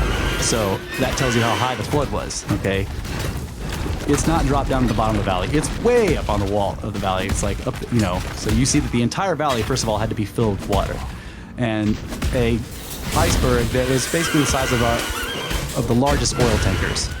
Okay, so these gigantic oil tankers. Think of that. That's how big of an iceberg you would need to have to float this 18,000 ton boulder. That's about 24,000 family sedans worth of rock. 24,000. Just using the whole Right. rock weight versus family sedan comparison. Right. Oh my God. Yeah, and when you can look this up. It's just called the Big Rock. And when you look this up, it's actually in an erratic field. So the valley there is full of huge boulders that were dropped by icebergs, and you can tell that they were not the normal sort of glacial erratics, because those are all very smooth and rounded, because as being buried in the ice and then just being rolled and ground on for thousands of years rounds them all off. Whereas these get knocked off their outcrop during the flood and then get floated for a couple of days and then dropped so they all have sharp edges. So the Big Rock has very sharp edges. It's all blocky. It's not rounded off. So you can tell that it was this kind of like crazy, you know, Neolithic surfing boulder, not a. Yeah. It wasn't a sleeping rock. The ice giants brought it. Right. So that's basically the secondary cataclysm. So you have to imagine that the first cataclysm starts the Younger Dryas. It like causes a bunch of melting, throws a whole bunch of dust up into the air and everything like that, causes like global firestorms and everything like that, and then darkness for months probably. And I mean complete darkness. There will be so much stuff in the atmosphere that you can't see the sun at all. It's not hazy, you just can't see it. It's pitch black.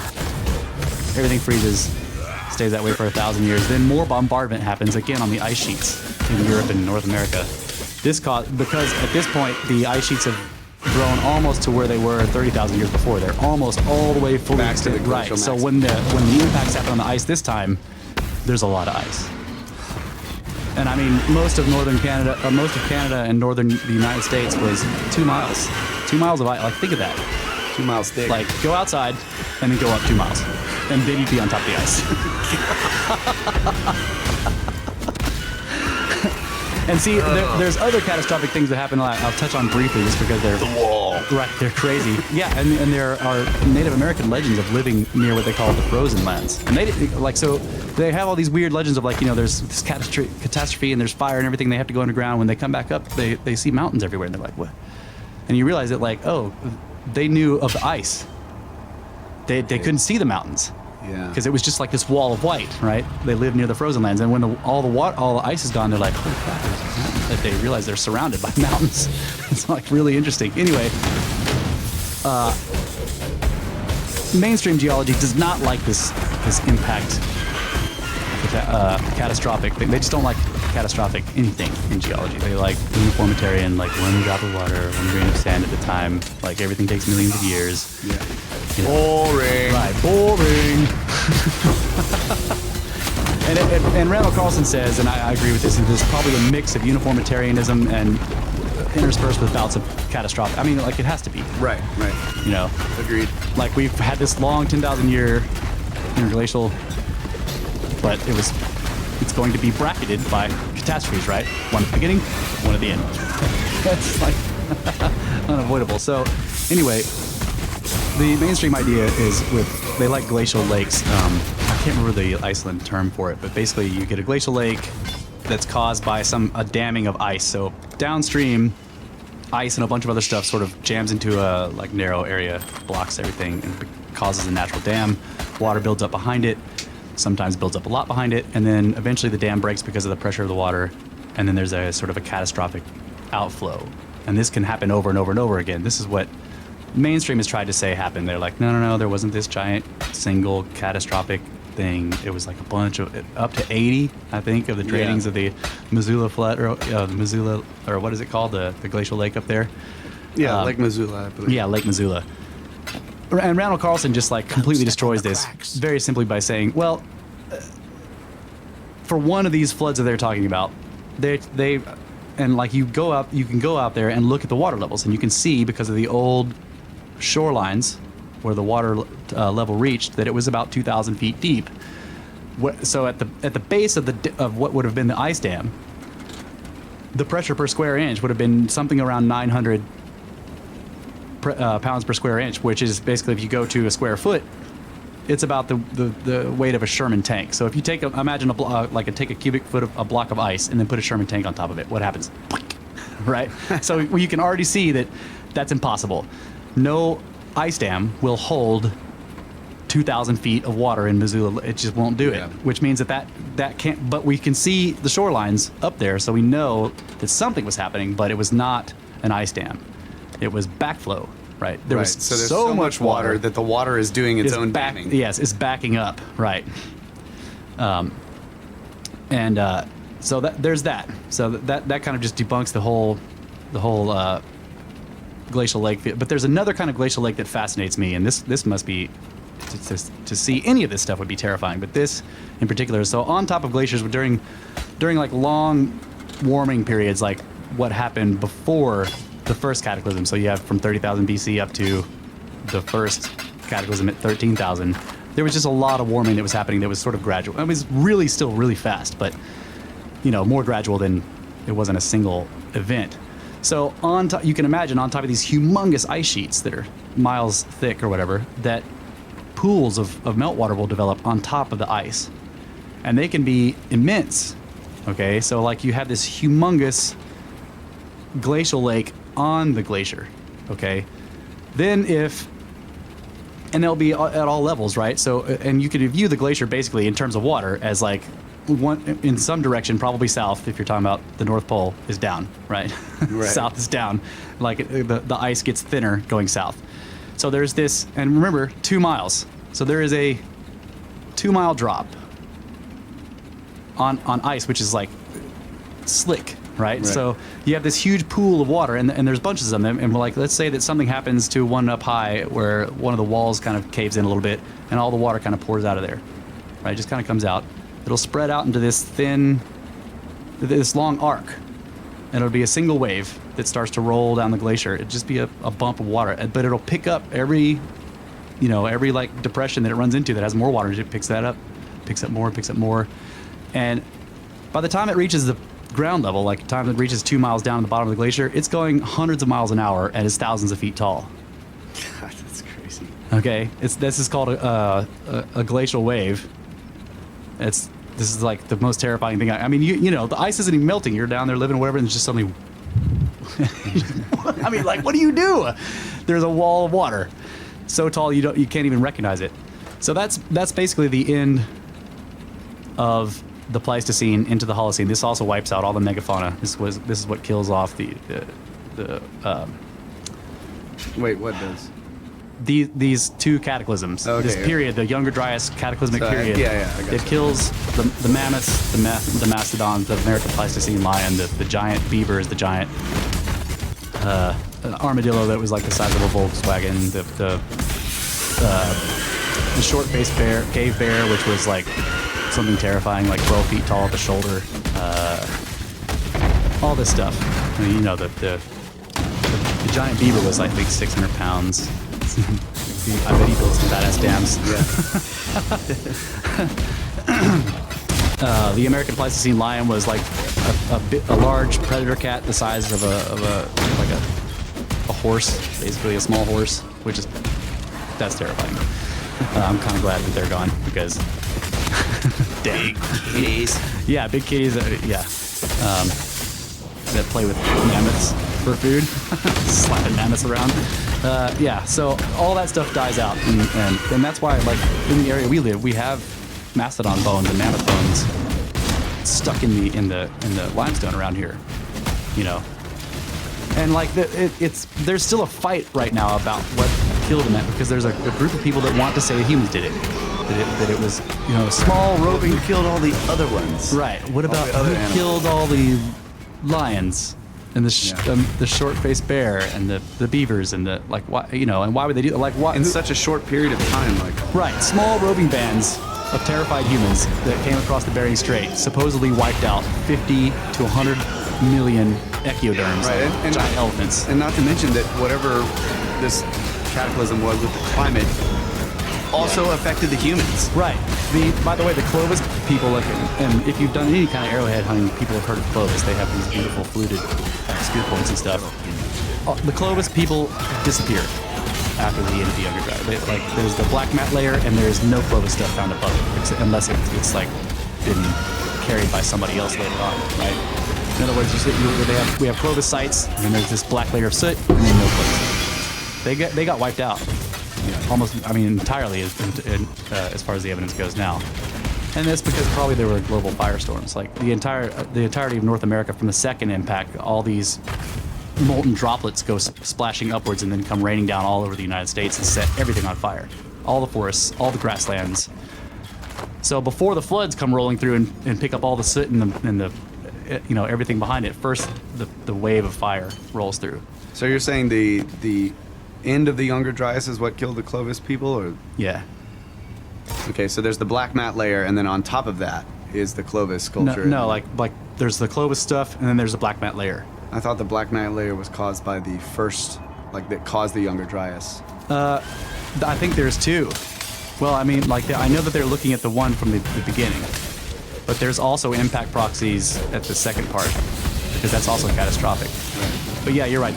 The actual, like, named, quote unquote named black mat is the first one. And the Clovis stuff is on top of that. That's no, I mean, well, maybe it is. Maybe it is on top of that, directly on top of it. But then it all ends with another layer of soot. So, yeah. I don't know. I thought the black mat layer was on top of the Clovis stuff, basically. I just listened to that part in Magicians of the Gods, and basically says you have Clovis, you have this layer, and then no Clovis after. Yeah. And then the Folsom people show up a couple of thousand years later, whoever they are. Yeah.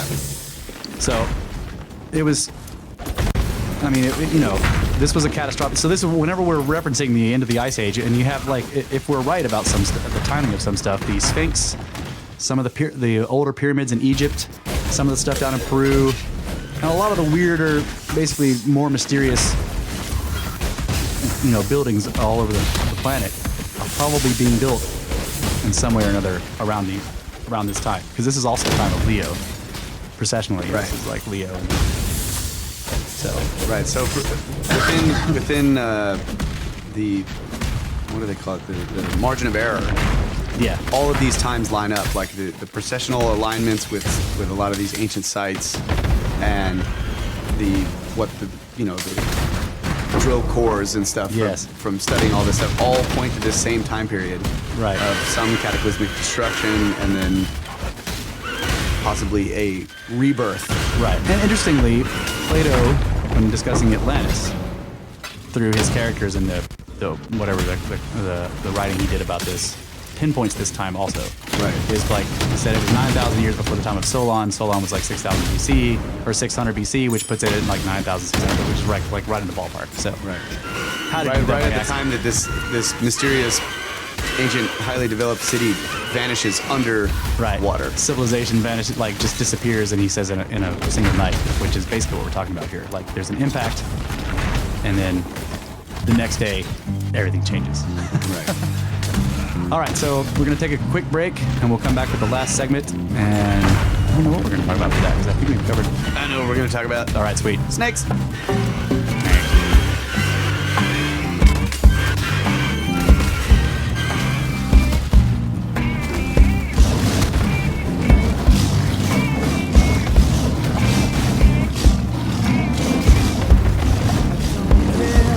When I get out of here, and that's a lie that I tell well. Let it fall on closed eyes and deaf ears, just as long as you can tell. Two brothers in a cube. Forever detangentizing. Never going off in tangents. Snake Bros. We're back. Snake Bros. Last segment.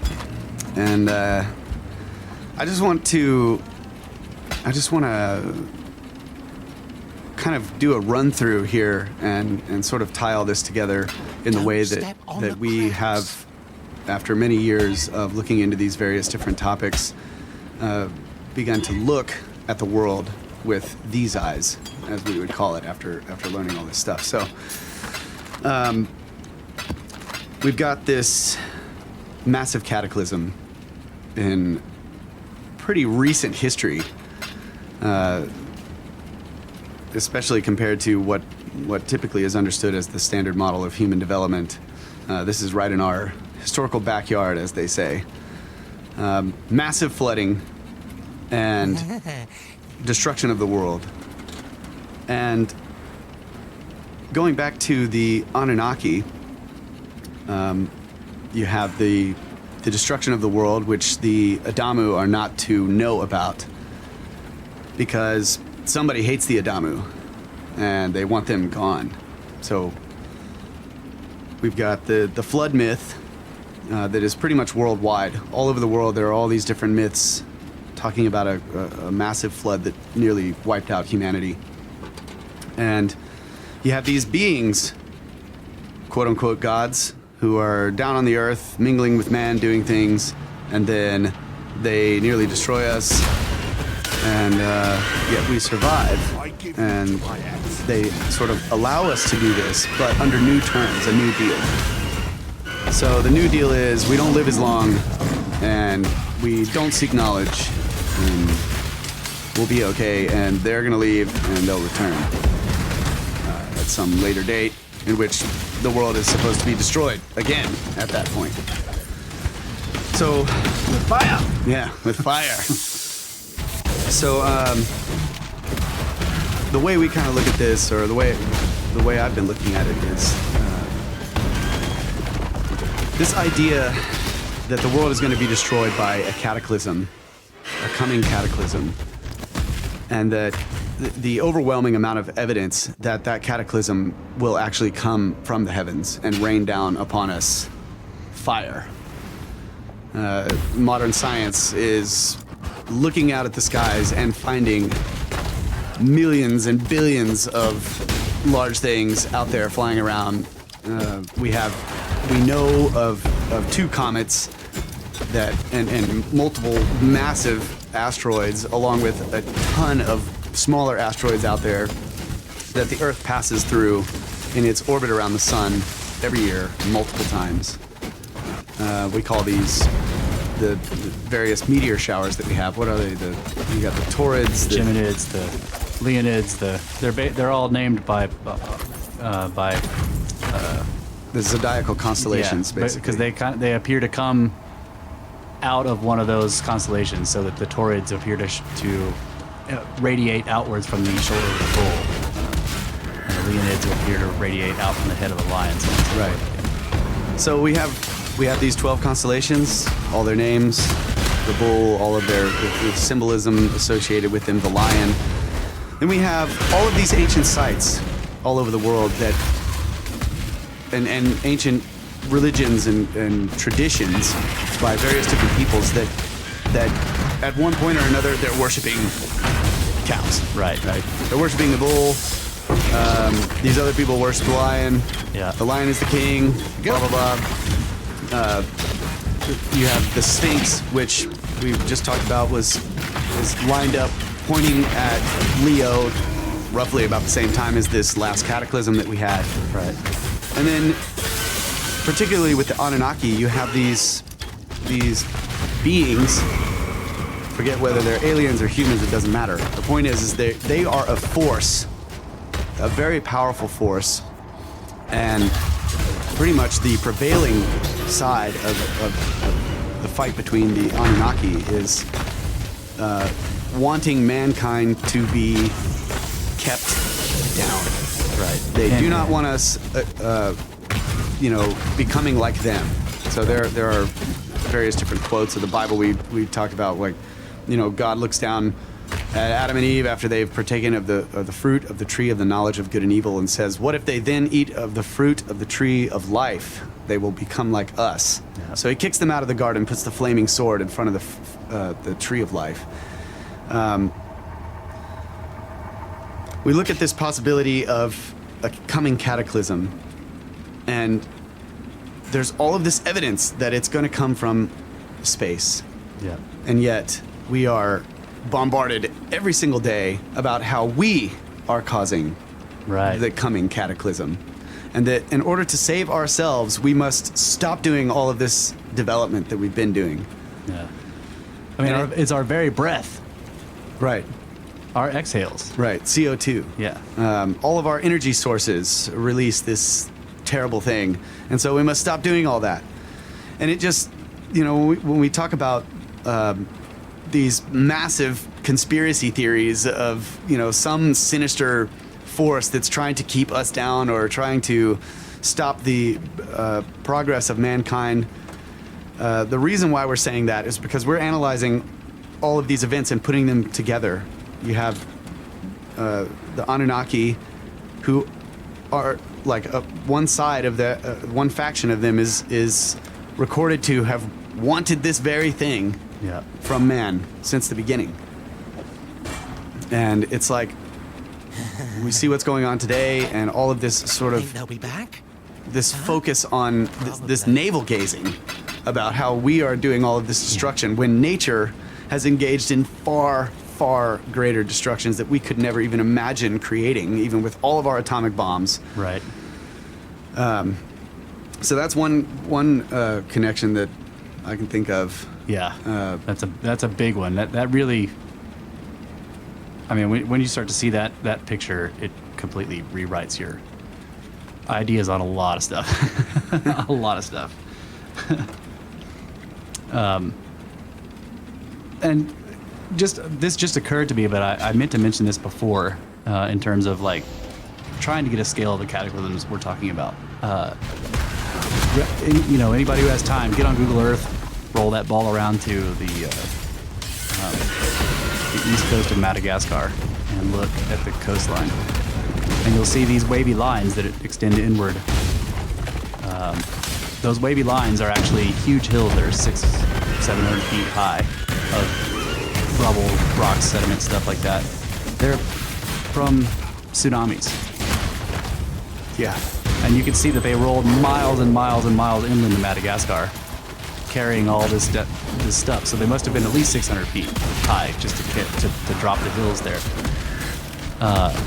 You can scroll across the Indian Ocean from Madagascar 4,000 miles away to the west coast of Australia and see the same wave patterns on their coastline over there. And then you begin to understand, like, what kind of splash we're talking about. Something hits the deep part of the Indian Ocean, and they've just found it's called the Burkle Crater. It's 2 miles down to whatever is this gigantic crater. So something plowed through the Indian Ocean and like sent humongous tidal waves that splashed into to Madagascar and Australia, probably about 6 to 8,000 years ago. Not that long ago, like since the end of the Younger Rise. Yeah. So this is one thing that one of the reasons why I go conspiratorial on this whole thing about the destruction of the world. Is because I guess for me it seems totally plausible that we could have an impact that's, you know, that causes a global cataclysm at any time. Like, why is it that the science of geology wants, you know, you look at the history of its development, and there's this movement that wants to not let that be the case, and you know, even though there's mounting evidence for it, and then, you know, we just have these massive freaking craters like the one in Arizona. Right.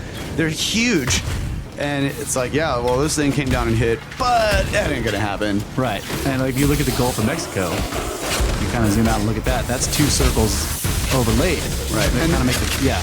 One of the I'm sorry to interrupt you. No, but it's one of the reasonings that they use is like, well, these massive ones that wiped out all the dinosaurs and everything, they happened so long ago. Right. Yeah. Okay, so the longer it doesn't happen, the more higher the likely- probability is Yeah. that it's going to happen. Right. What they call the KT barrier, the Cretaceous Tertiary, which is the borderline there where the dinosaurs get wiped out.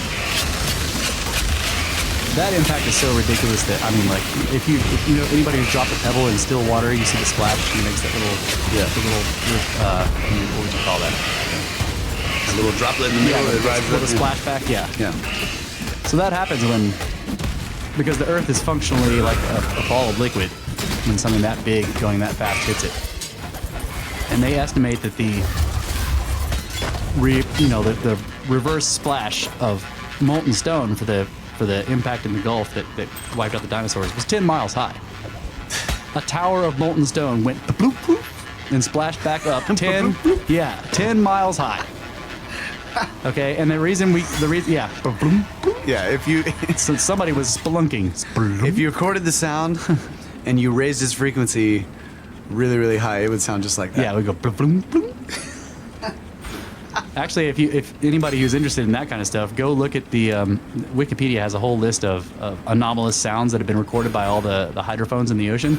Like, one of them is called the Julia, one of them is called the Bloop, and they're incredibly low frequency, but they speed them up so you can hear them, and they sound like that. And I'm like, that was something just splashed out in the ocean. Probably a Wow, that's cool. you know, and then it goes boom, boom, boom, woo. I'm like, yep, that was something else, some big ass rock splashing down in the ocean somewhere in the Pacific where nobody was around, you know, and sending out anomalous waves that destroy ships out of nowhere. Yeah. Right. Anyway, so yeah, I mean, it's I don't know.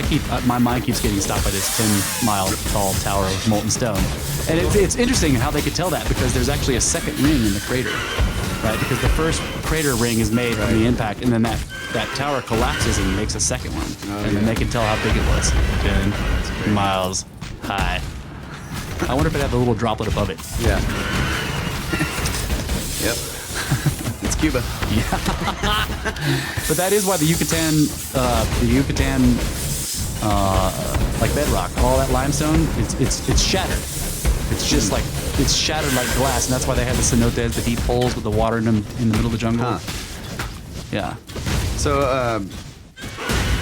another connection we both talked about before is, you know, the old Norse myths of the ice giants, and we spoke about this before. The ice giants are the glaciers, right, that came down, and so this idea, and then you also have the dragon, Right. The dragon. The dragon was India.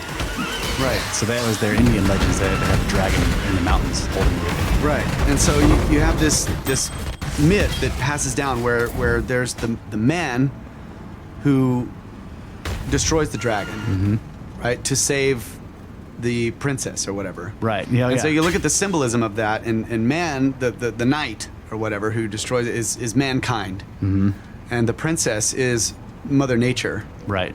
Life. Yeah. Right. And so the dragon, the serpent in the sky, is the coming comet or asteroid or whatever. And Right. and the thing is it's indestructible. Yeah. There's no arrow that can pierce its armor. There's Right. nothing. It's unstoppable. Right. So that Yeah. it's this idea that mankind could become capable of destroying this dragon before it kills the princess, before it wipes out Mother Nature as we know it. Wow. We are there. Right. And how does it always have to be done? No, no sword, no spear, whatever. Right. So that he always has to outwit He always it. has to outwit the dragon. That's right. So it's so cool to me that this story is it's ancient. This idea, the symbolism in the idea. Monomyth. But if you look at it in this way, we are at this point right now where we could literally go out into space and stop something that was going to come and destroy us, Right. to wipe out Mother Nature. And yet, we're not looking for that, and oh, that'll never happen, blah, blah, blah. We're Yeah. fooling ourselves. What does the guy say in Armageddon? He's like, well, the Skywatch budget allows us to watch about 2% of the sky. And beg your pardon, sir, but it's a big goddamn sky. Right. because NASA's budget recently was diverted Right. to dealing with Political anthropogenic global yeah. warming. And another politically correct crap. yeah. Yeah. So I think that's a really cool idea.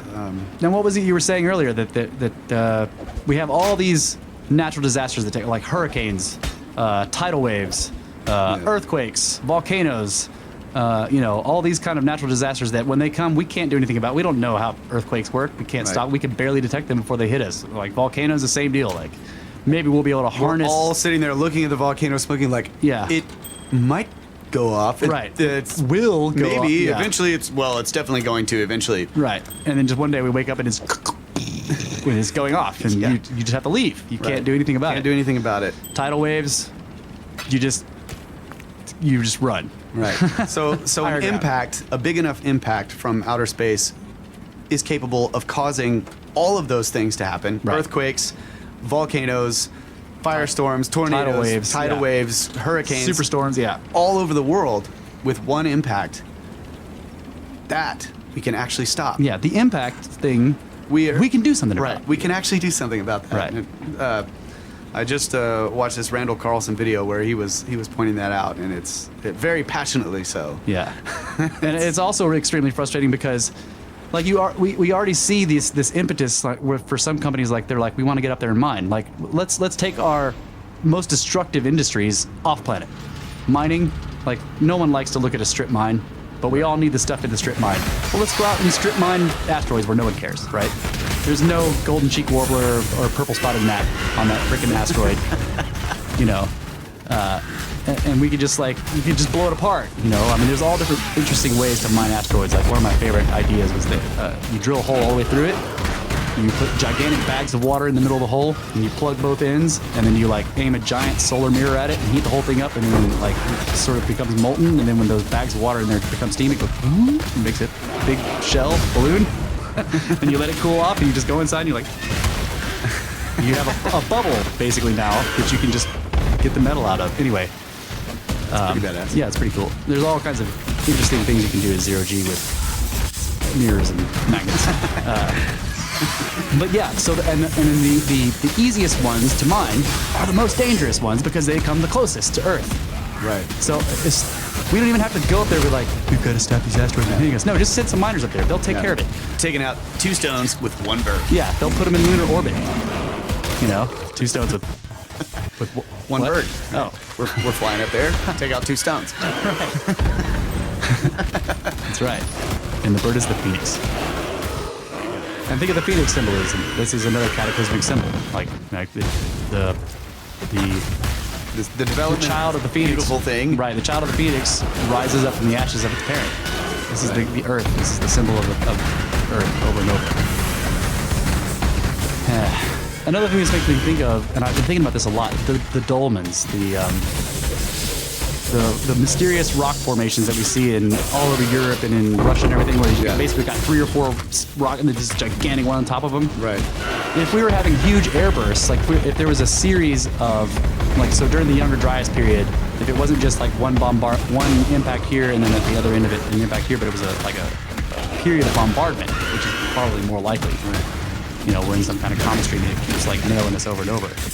But most of it's going to be chondrite meteorites, not the metal ones. Like in Arizona, where the metal thing hits. Yeah. Well, if they're chondrite ones, like what happened over Siberia, they blow up in the air. Right. And so no rock hits the ground, but it just sends this ridiculous shockwave of heat and death towards the, you know, it blows up 25 miles up, and you see this like shockwave coming down and just flattens everything. But if you put like a gigantic stone above your head, then at least you'll die. And then because there's a lot of Native American legends that talk about this, that where some eagle comes and tells them dig a hole, right, and then like cover yourselves over in that hole and put like the thickest logs and the biggest stones you can find on top of that, and then like stay in the hole and put your hands on the ceiling and don't come out until the ceiling cools down, because they feel it heat up.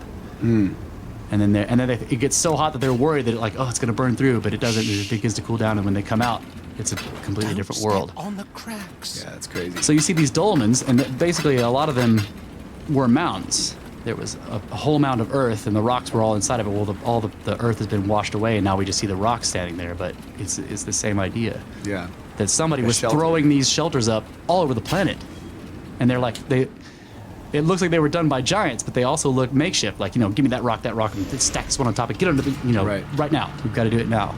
I don't know. I think that's an indication of these huge air bursts that were causing all this stuff. So.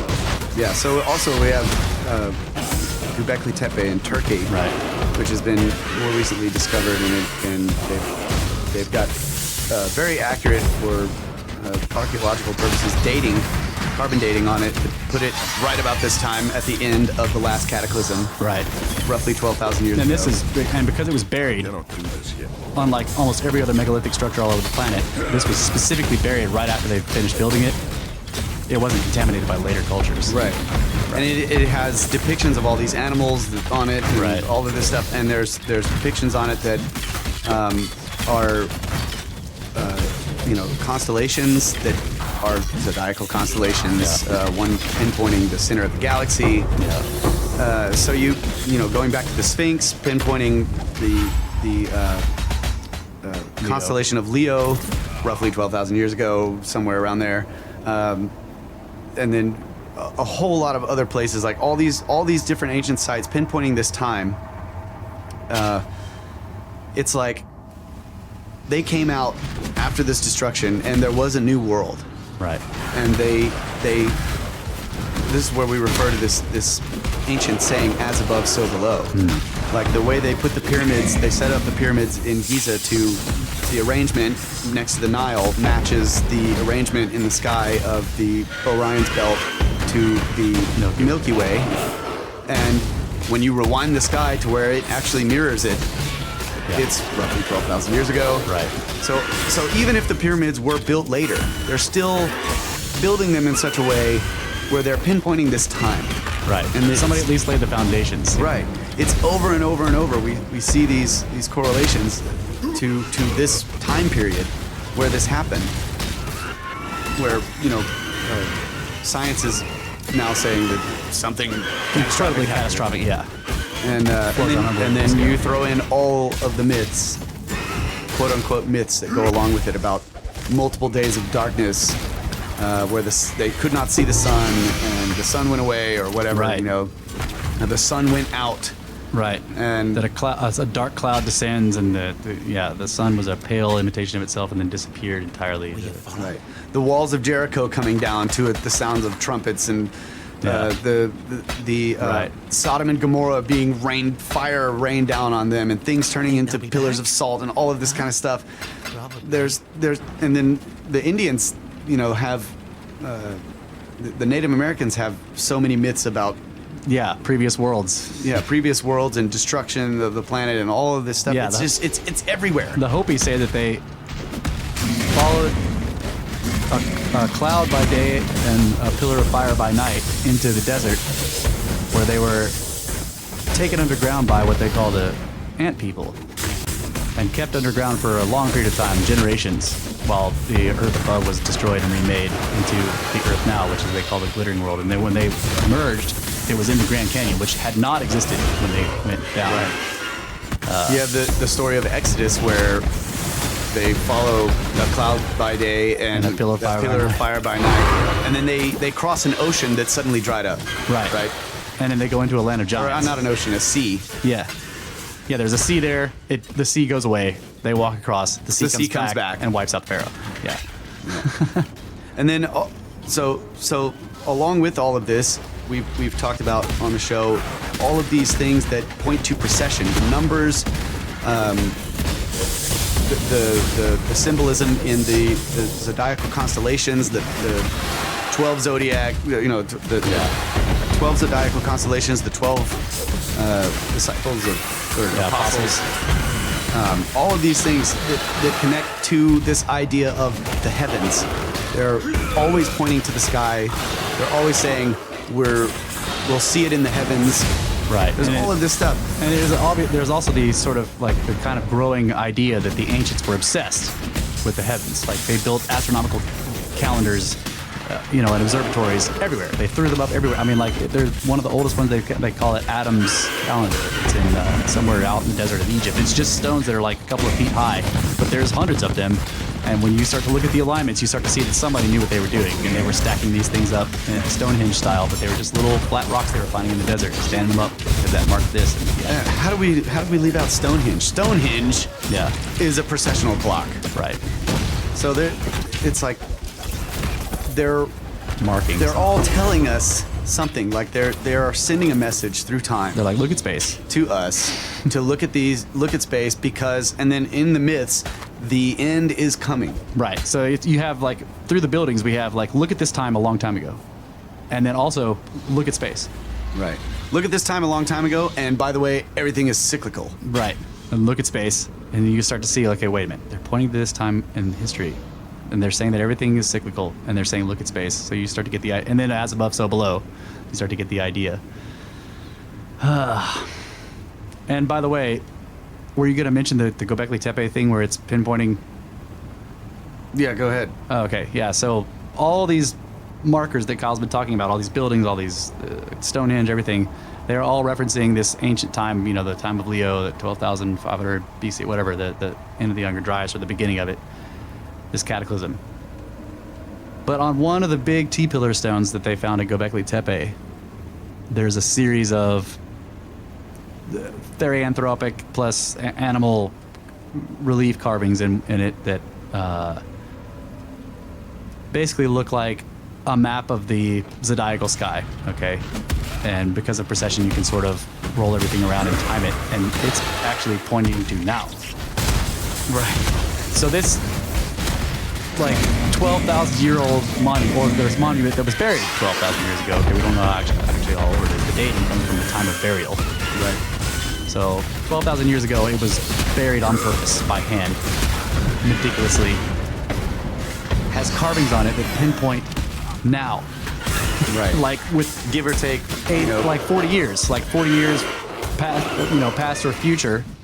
And it basically looks like it's trying to say, like, okay, so you got, because it's showing cataclysm. It's showing cataclysm of the very recent past in their time, right? They're basically saying, here's the world we lost. Right.